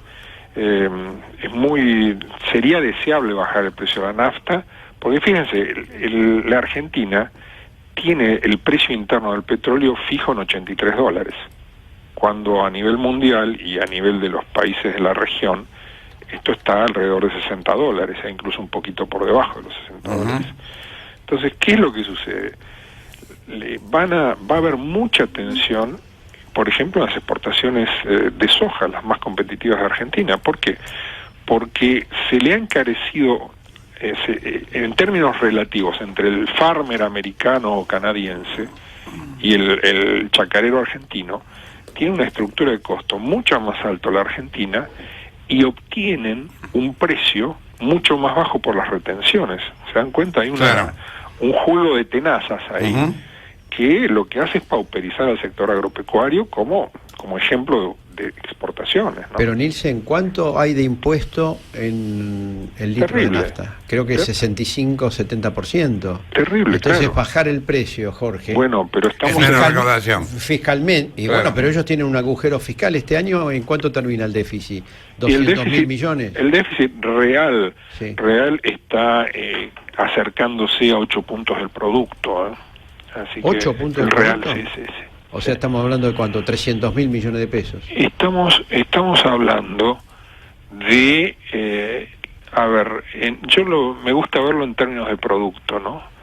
La brecha fiscal es de casi el 6% y sin maquillaje, o sea, sin lo que son las utilidades del Banco Central o las rentas de las tendencias de bonos de ANSES, alcanza el 8% del producto, ¿no? Entonces, desde ese punto de vista... Son 40.000 millones de dólares. 8 puntos de producto. Serían aproximadamente, sí. Por eso, lo multiplica por 11 y le da arriba de Sí. 400.000 millones de pesos. Sí. Ahora, Jorge, ¿sabés qué dice el presupuesto 2014? Claro. Superávit fiscal de 830 millones. Ah. Eso fue lo que votó el Congreso Nacional. ¿Está bien? ¿Acá en Argentina? Sí, acá en la Argentina. Gracias, Nielsen, por la comunicación. No, por favor, gracias Guillermo a usted. Nielsen, ex secretario de Finanzas, hablando de lo encantador que está todo. 12 y 28. Hay como distintos tiempos para analizar las cosas y hay fenómenos que en la historia de las sociedades o nunca terminan de pasar o pasan de manera a veces vertiginosa, a veces morosa, ¿no? Todavía hoy se discute, qué sé yo, el colaboracionismo en Francia en la época de los nazis. Y es una discusión actual. Todavía hoy se discuten cosas del estalinismo y han pasado décadas. Y todavía hoy se discuten y no está claro por qué pasaron, qué pasó, etcétera. Hace muchos años a mí me habían contado una historia de cómo había empezado la guerrilla en Argentina con Massetti, con uno de los fundadores de Prensa Latina, en un lugar de Salta en el que un grupo nunca había entrado en combate y habían tenido 2 muertos. Y siempre me acordé de esa historia, porque digo, ¿cómo puede ser? Nunca combatieron con la gendarmería y tuvieron 2 muertos. Los habían fusilado ellos mismos por desertores. Siempre quise escribir esa historia, finalmente la escribí, fue una novela que se llamó Muertos de Amor, que estaba planteada como una especie de esperando a Godot en el medio de la selva donde Godot nunca llegaba. Y los tipos terminaban matándose entre sí por motivos que yo no terminaba de entender. La crítica, y que se llamó también desde un sector autocrítica hacia todo el tema de la guerrilla, ha sido increíblemente despareja, en mi opinión. Desde el mito de la juventud maravillosa hasta la última de las porquerías, pasando por todo lo que se te ocurra.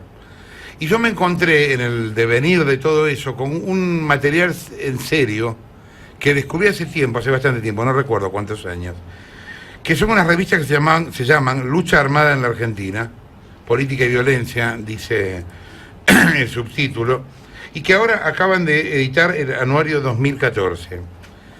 No tengo, ¿qué lo están bancando con venta esto, Bufano?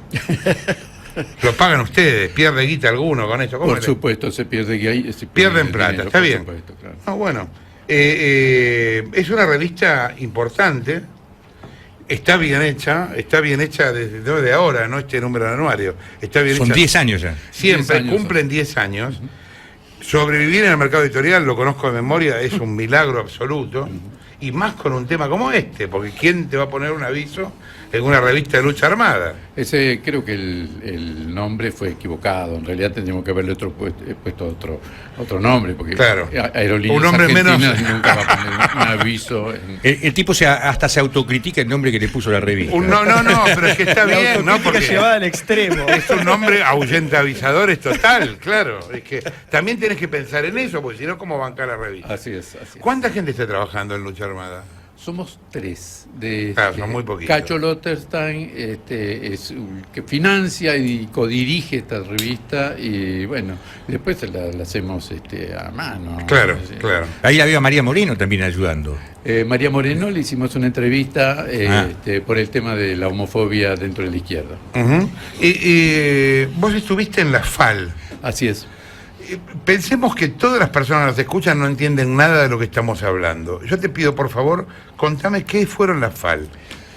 Las FAL nacieron en el 69, durante la dictadura, es decir, se empezó a pergeñar la idea a partir del 66, cuando sube Onganía.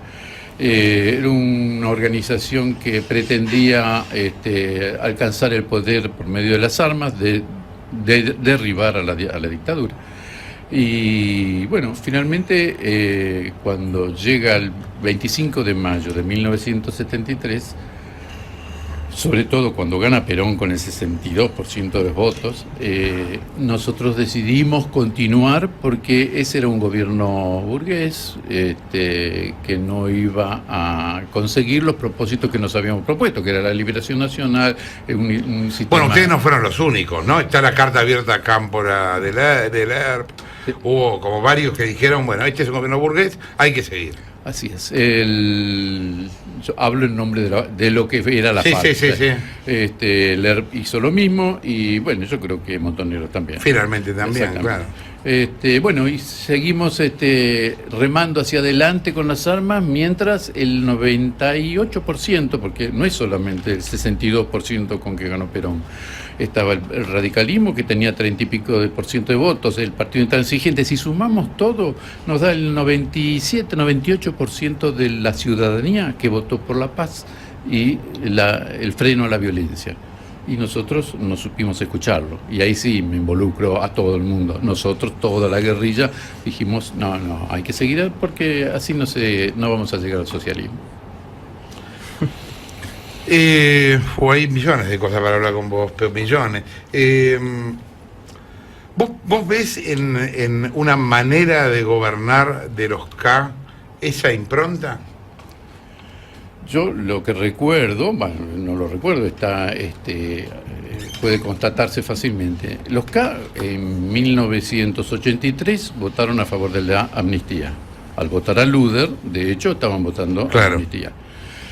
En el 89 votaron por el indulto, porque todos sabíamos que Menem en algún momento iba a indultar a todos, claro. Efectivamente. Entonces había como 300 procesados y todas las juntas presas. Militares.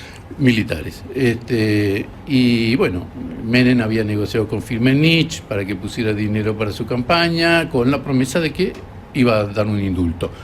Estaba claro que si uno vota a favor de la amnistía y uno vota a favor del indulto, me parece que si además como abogado nunca participó en ni un Sergio, solo habeas corpus. Una aclaración. Vos estás diciendo entonces que el indulto fue negociado con los líderes montoneros. En aquel momento, si revisamos los diarios, vamos a ver que Mera Figueroa viajó varias veces a Córdoba, donde estaba preso Firmenich, que estaba condenado a cadena perpetua, para negociar una posible liberación, a cambio de una suma que en aquel momento se hablaba de $1 millón, que debía ser de los secuestros de los Born. Bueno, de ahí no lo iban a liberar a Firmenich solamente y dejar presos a Videla y a todo el mundo. Yo creo que ahí se negoció y finalmente el resultado fue ese. Vos sabés que hoy veía en El País de Madrid una entrevista que le hacen a un tipo muy interesante que se llama Svetlana Todorov, con el que pasó lo que los franceses llamarían un faux pas increíble, que es que lo invitan acá a hablar bien de la ESMA, y termina no hablando mal, pero con una visión crítica, en mi opinión muy lúcida, y el tipo en un momento escribe una serie de cosas respecto de que la historia estaba contada por la mitad. Y hace un razonamiento muy audaz, visto desde la Argentina, no para él, que es búlgaro nacionalizado francés, pero visto desde la Argentina sí, que es, ¿y qué hubiera pasado si hubiera ganado la guerrilla? Y habla de Pol Pot. ¿Qué hubiera pasado si hubiera ganado la guerrilla? Bueno, depende de quién hubiera ganado. ¿Pensás que hubiera sido tan distinto? Yo no podría igualar una cosa con la otra. Hay un artículo que publicamos hace un par de años de un miembro del Comité Central del PRT de ERP, que cuenta que una vez se reunió en La Paz con Santucho, y Santucho le dijo: en la Argentina vamos a tener que fusilar 1 millón de personas. Con lo cual, si esa era la idea de Santucho, de todos modos, no podemos fantasear entre lo que hizo. No, es con la historia guerrilla. contrafáctica, lógico. No. Digo esto porque, a ver, si yo me remito al estereotipo que se cuenta hoy de los 70, son un montón de chicos de clase media, de pelo enrulado y buenas intenciones, que en realidad buscaban poner la democracia. ¿La democracia fue alguna vez un valor en los 70? Para nada, al contrario, éramos profundamente antidemocráticos porque lo que queríamos era una revolución, no un régimen democrático burgués. Y Perón representaba eso. Si hubiera ganado Balbín hubiera sido lo mismo. Lo mismo quiero decir en cuanto a nuestros objetivos, ¿no? Claro. El hecho es que, Perón optó por una solución muy drástica y muy anterior a la tragedia del 76, ¿no? Vos es que a mí me llama mucho la atención la intención de los 70 de explicarle el peronismo a Perón. Bueno, Perón le hizo a los montoneros 20 advertencias. 20. 20 literal. 20 literalmente advertencias y que están registradas, son versiones taquigráficas tomadas por la Casa de Gobierno, así que son confiables. Y en las 20 advertencias le dice, vamos a decirlo en pocas palabras, no molesten más porque vamos a aplicar más violencia. O se sacan la camiseta peronista y se van a leer o al Partido Comunista o al Partido Socialista, o si se dicen peronistas, se sacan, terminan con las armas. Se lo dice 20 veces en un año, desde que llega el 20 de junio del 73 hasta el día que muere el 1 de julio del 74. ¿Y quién no escuchó? ¿Quiénes no escuchaban? Porque tampoco es que, había tipos inteligentes del otro lado. Por supuesto, había gente con una formación política, intelectual de primera línea. Pero ubiquémonos en el contexto de la época, no solamente la Argentina, Tupamaros en Uruguay, el ALN en Brasil, el MIR chileno, en Colombia estaba la FARC, en México estaba Lucio Está bien, Cabañas. están mezclando muchos casos, pero por casi todos los que decís, menos la FARC, nadie mató tanta gente al pedo. Los Tupamaros Sendic se reunía en las plazas con la gente del 26 de marzo, abiertamente, y nadie lo insultaba y nadie le decía nada. Acá está el asesinato del capitán Viola, entre otros, entre cientos, digamos, ¿no? Sí, es cierto que la guerrilla argentina mató mucha más gente que el resto de las guerrillas, salvo Sendero Luminoso, Sendero o la que FARC, es ¿no? un modelo ya de tipo Pol Pot. Claro, ¿no? claro. Pero efectivamente, yo creo que la guerrilla argentina se cebó con las armas y después no pudo abandonarlas. Aún pensando que, como en el caso de los montoneros, que con Perón se podía negociar, de todos modos estaban cebados con las armas, porque es muy difícil abandonar las armas una vez que se han tomado. ¿Por qué? Porque las armas otorgan un poder sobre el resto de las mortales que no te lo otorga la política por sí. ¿Qué edad tenés? 71. ¿Ustedes entendían en aquel momento qué era el poder? Y el poder el modelo era Cuba, China en algunos casos, los que éramos los más maoístas, pero el poder era ese, el modelo era la Revolución Cubana, la Revolución China. Por supuesto descreíamos de la Unión Soviética porque eso había sido una revolución traicionada, etcétera, etcétera. Pero ese era el modelo que utilizábamos. Vos sabés que hay un ensayo de Pasolini en un libro que se llama El Caos, que recoge artículos de la República de Italia, a donde el tipo hace Pasolini era un provocador, ¿no? Bueno, murió como un provocador también, ¿no? Acordémonos, murió en la playa, en una situación gay rara. Sí. Pero muy talentoso. Muy talentoso, sí, claro. El tipo dice, supongamos que ganan las Brigadas Rojas, ¿no? Mañana ganan las Brigadas Rojas. ¿Qué harían con la policía? Claro. Y llega a la conclusión de que tendrían que dejar a la policía. ¿Ustedes se planteaban en esas discusiones qué hacer con algunas partes absolutamente reales del poder real? Bueno, si el modelo era el cubano, en Cuba se crearon las milicias, claro, del partido, dirigida por el Comité Central, entonces se suponía que iban a ser, no como la Policía Federal o el Ejército Argentino. Iban a ser democráticos de golpe. Se supone que sí. Por lo menos eso suponían. ¿Cuánto había de pensamiento mágico en todo esto? ¿Y cuánto de peso de la cultura de la época? Bueno, las dos cosas se combinan. Digo, después yo creo que el tema acá es que hubo una conjunción de dos factores. Uno, la Revolución Cubana, sin duda, Vietnam, sin duda, y por el otro los militares argentinos. Digo, si dudábamos en el 66, 67 acerca de tomar las armas, los que nos sirvieron en bandeja fueron Onganía y las Fuerzas Armadas. Ellos nos dijeron, bueno, tomen las armas, ¿no? Porque si ellos la tomaban para imponer una dictadura, ¿por qué no las íbamos a tomar nosotros? No, si éramos todos ciudadanos. Yo creo que entre la Revolución Cubana y lo que hizo el Ejército Argentino, las Fuerzas Armadas, ahí esas dos cosas se juntaron como para detonar una guerrilla que, bueno, llegó a ser muy importante, ¿no? ¿Qué es muy importante? ¿Cuánta gente había del ERP y cuánta gente había de Montoneros? Es muy difícil calcularlo eso, pero el ERP decía tener 10.000 militantes. Yo creo que menos. De hecho, el ERP prácticamente desaparece con la toma de Montechingolo. Claro. Y ahí pierden unos 60 o 70 compañías y todo su aparato militar queda destruido. Y Montoneros, Montoneros tenía un trabajo de base muy importante. Pero no eran todos, no todos con fierro, digamos. No todos con fierro, por supuesto. Pero además, claro, la identificación con Perón hacía que las bases obreras se acercaran con más confianza, ¿verdad? Hablabas de Montechingolo. ¿Cuán filtrados estaban? Bueno, ahí No, bueno, Montechingolo no tengo duda, sí, está el nombre y todo, pero digo, más allá del Oso Rañer y toda esa gente, ¿cuán filtrada estaba la estructura, cuán vulnerable era a los servicios de inteligencia las estructuras de la guerrilla? Yo no estoy muy seguro de que hubiera una vulneración muy importante. De hecho, eso cae por un tipo que se pasa de Montoneros al ERP.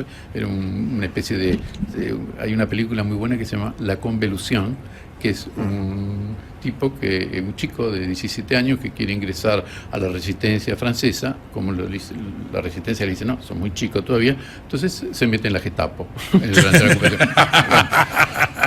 Porque lo que quería era acción, ¿no? Claro. Quería acción.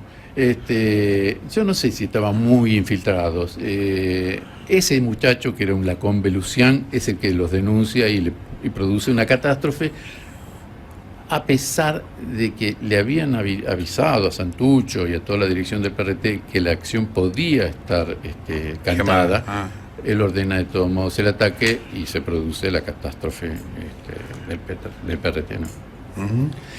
En el número del año 2007, bajo el título El final de una época impura, vos escribís una de las frases interesantes: es probable que la confusión entre víctima y protagonista se haya iniciado durante el juicio de las juntas. ¿Por qué no explicas un poco esa idea? Claro, con el juicio a las juntas se planteó una situación particular, y era muy difícil reconocer que había sido combatiente de cualquier guerrilla, Montonero, ERFAL, lo que fuera.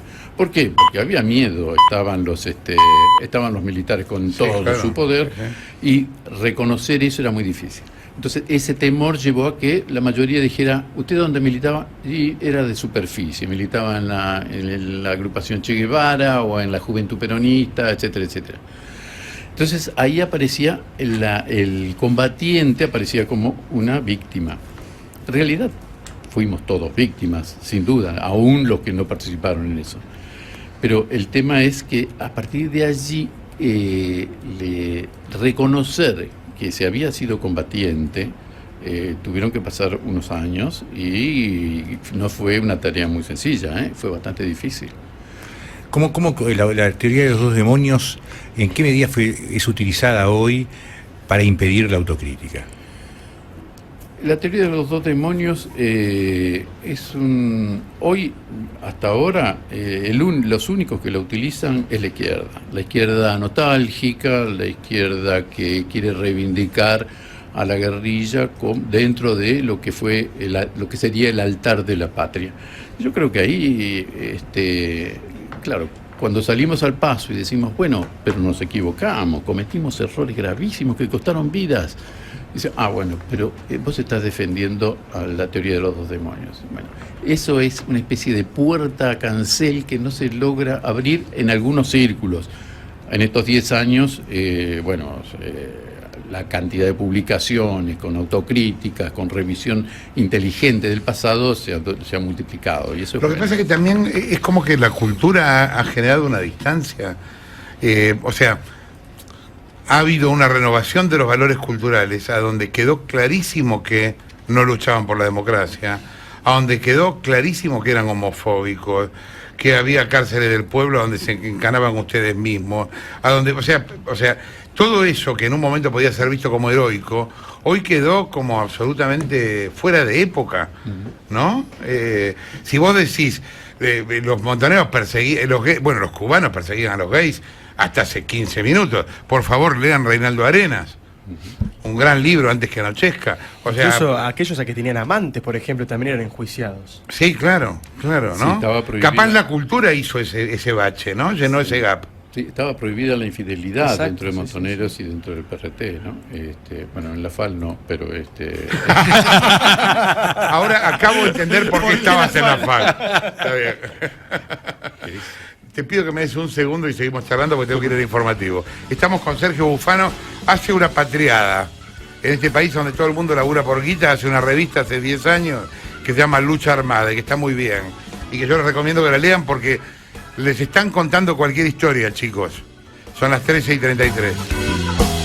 Estamos charlando con Sergio Bufano, ex miembro de la FAL, director de la revista Lucha Armada, que acaba de cumplir 10 años y que acaba de sacar un número muy interesante, Anuario 2014. ¿Cuánto sale esto? ¿Cuánto sale la revista? 160 pesos. ¿Y dónde la consigo? En la mayoría en buena parte de los kioscos y después... Acá en Capital, en el circuito está. Sí, está. Ok.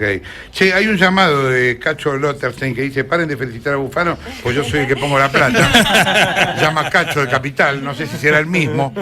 No, bueno, nos olvidábamos de mencionar al subdirector de la revista, que es quien el codirector. Al codirector de la revista. Sí, somos dos. Sí. Que es otro de los autores de este milagro, que es ponerse a pensar un poco fuera de los estereotipos sobre la lucha armada. Recién me mostraba Diego Leuco una nota que habían sacado en el anuario del Che, y a mí me pasó en distintas notas 1000 veces que me preguntaran ¿qué pienso del Che?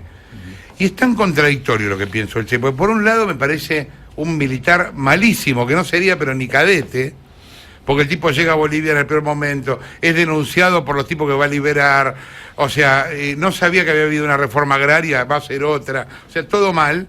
Y por otro lado es como un ejemplo de generosidad política y de visión increíble. ¿Qué pensás vos del Che, Bufano? Yo creo que todo tiene que ser puesto en cuestión, no solamente el Che, el concepto mismo de revolución tiene que ser puesto en cuestión, ¿no? Es decir, la Unión Soviética se desmoronó, hoy China es un país casi capitalista, Vietnam es un país capitalista, Cuba ha fracasado su revolución, y el Che también debe ser puesto en cuestión, porque en vez de quedarse en la isla y bregar para que esa revolución mejorara las condiciones de vida de la gente, se fue a pelear primero a Angola, una cosa... Angola, las crónicas del Che en Angola son increíbles, increíbles. Por favor, lean eso. Son terribles, claro. Lean eso, una cosa pero increíble. Muy fuerte, muy surrealista, aparte porque los angoleños se pintaban y pensaban que las balas no le pegaban. Los angoleños se pintaban y pensaban que la pintura evitaba las balas. Vos imaginate la locura en la que los tipos estaban. Sí, y comían el corazón del guerrero que habían matado, ¿no? Claro. Sí. Yo creo que, bueno, el caso del Che también hay que ponerlo en cuestión, ¿no? Y analizarlo. Bueno, yo creo que es un hombre que se equivocó profundamente al irse a Bolivia y en vez de quedarse en Cuba, que era su patria en ese momento, y bregar para que funcionara esa revolución que finalmente terminó mal, ¿no? Porque hoy vemos lo que es. Vos sabés que el Che tenía, por cuestión familiar, una ascendencia católica, bueno, tradicional, argentina. Y hay una idea que es completamente bíblica, que atraviesa parte de la violencia política, que es la idea del hombre nuevo. La idea del hombre nuevo, hay un punto, hay quienes dicen que es hasta inhumana, porque si lo que vos vas a hacer es crear, necesitas otro hombre, estás en un problema, porque vos hombre tenés el que tenés.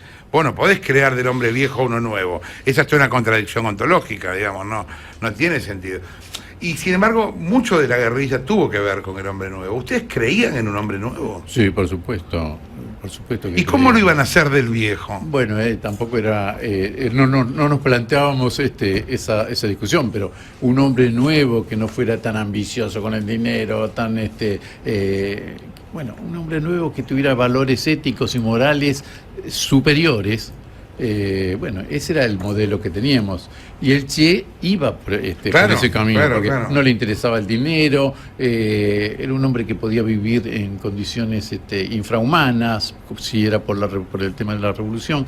Ese era un modelo interesante. Bueno, así lo veíamos, pero sí, efectivamente, el hombre nuevo era un objetivo a conseguir. En el arte, por ejemplo, todos sabemos que Picasso era una porquería de tipo. Realmente una porquería de tipo, un tipo que maltrataba a su familia, que se le suicidó un hijo, el otro se mató, pero nadie duda de la calidad de la obra de Picasso. Y no hace falta ocultar una cosa para poder evaluar la otra, digamos, estamos más acostumbrados a esa operación.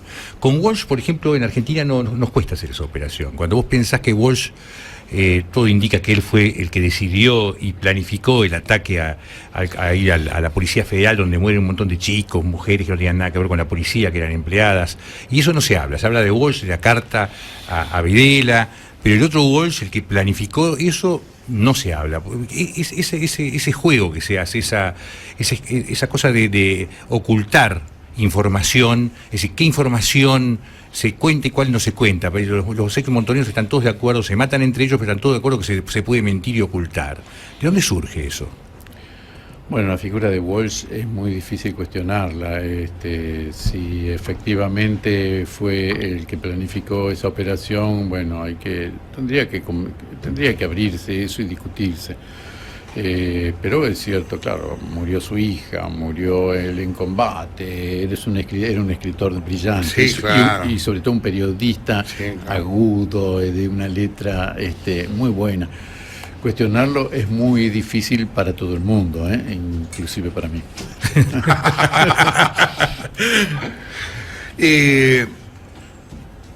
¿La historia es como nos la contaron? Uy, mira, te cuento una cosa horrible que me pasó una vez. Estábamos cenando acá con Vázquez Montalbán y el del PC, que había sido el gallego, que fue premio Nobel. Bueno, ya me voy a acordar del nombre. Muy famoso. Yo soy una bestia, no me acuerdo ahora quién. Bueno, no importa. Un español, premio Nobel de Literatura. Estábamos comiendo en un restaurante en Palermo. Y en un momento yo me enojo mucho. Yo cada tanto tengo como brotes psicóticos hacia la generación del 70.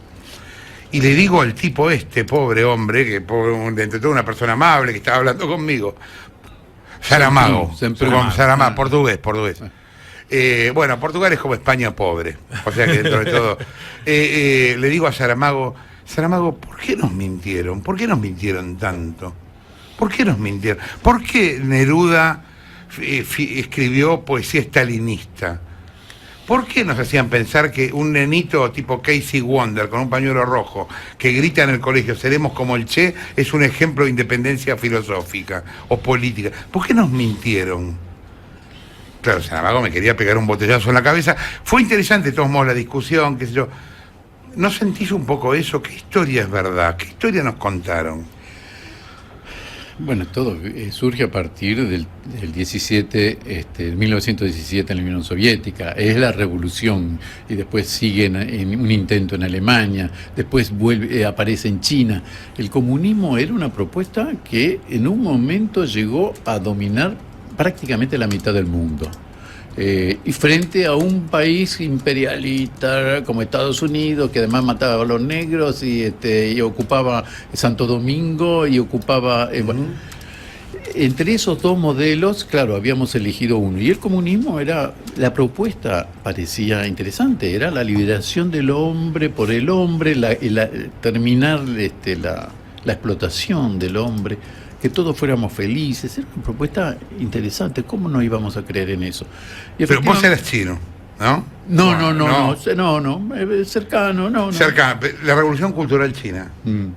Nosotros la defendimos a muerte. La revolución. Se cargaron 30 millones de chinos. Defendimos a muerte la revolución cultural china hasta que nos dimos cuenta de lo que había pasado, pero no nos dimos cuenta enseguida. Nos dimos cuenta en México, cuando en el exilio, cuando empezamos a revisar las cosas y decíamos, ¿pero qué estábamos defendiendo? Porque efectivamente fue una masacre la revolución cultural. 30, 20, 10, no importa, o sea, una locura.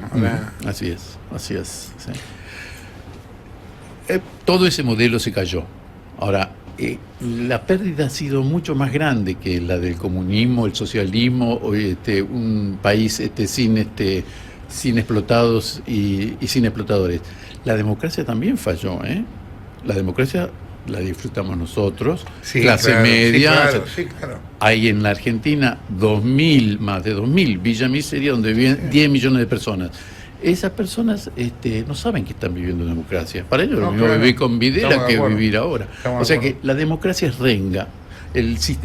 Lo que proponía el sistema, los pensadores liberales del siglo XIX también fracasaron, porque hoy la democracia la disfrutamos nosotros. De hecho, estamos hablando de cualquier cosa sin que nadie nos venga a patear la puerta, ¿verdad? Pero ¿y esas 10 millones de argentinos que viven en esas condiciones miserables? No saben todavía que están en democracia. ¿Qué falta aclarar? Digamos, ¿qué vos con esta revista que estás haciendo, que todo el tiempo están tratando de entender lo que pasó, cómo pasó, una nueva mirada, ¿qué te parece que faltaría a la sociedad para entender todo eso? ¿Qué elementos faltan todavía? Bueno, es una charla que mantenemos con Cacho Lotersta en forma permanente, porque cada vez que hemos salido al paso de la glorificación en el altar de la patria de la guerrilla, aparecen la teoría de los dos demonios, etcétera, etcétera.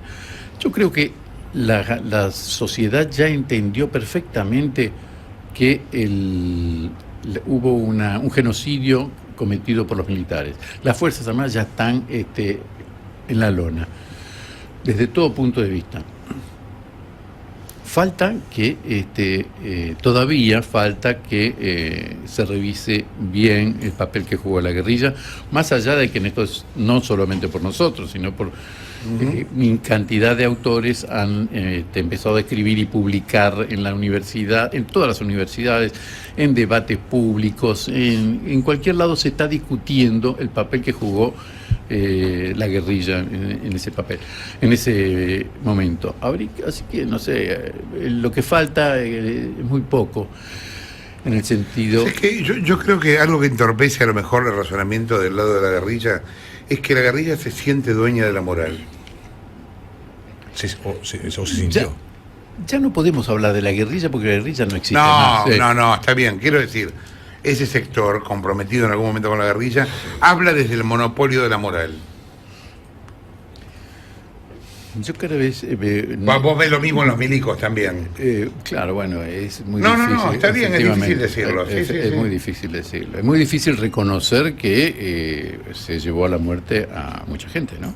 Vos sabés que Bonazo, que estamos haciendo un libro sobre un periodista sobre Berbisky, y yo estoy viendo un montón de gente vinculada a esto.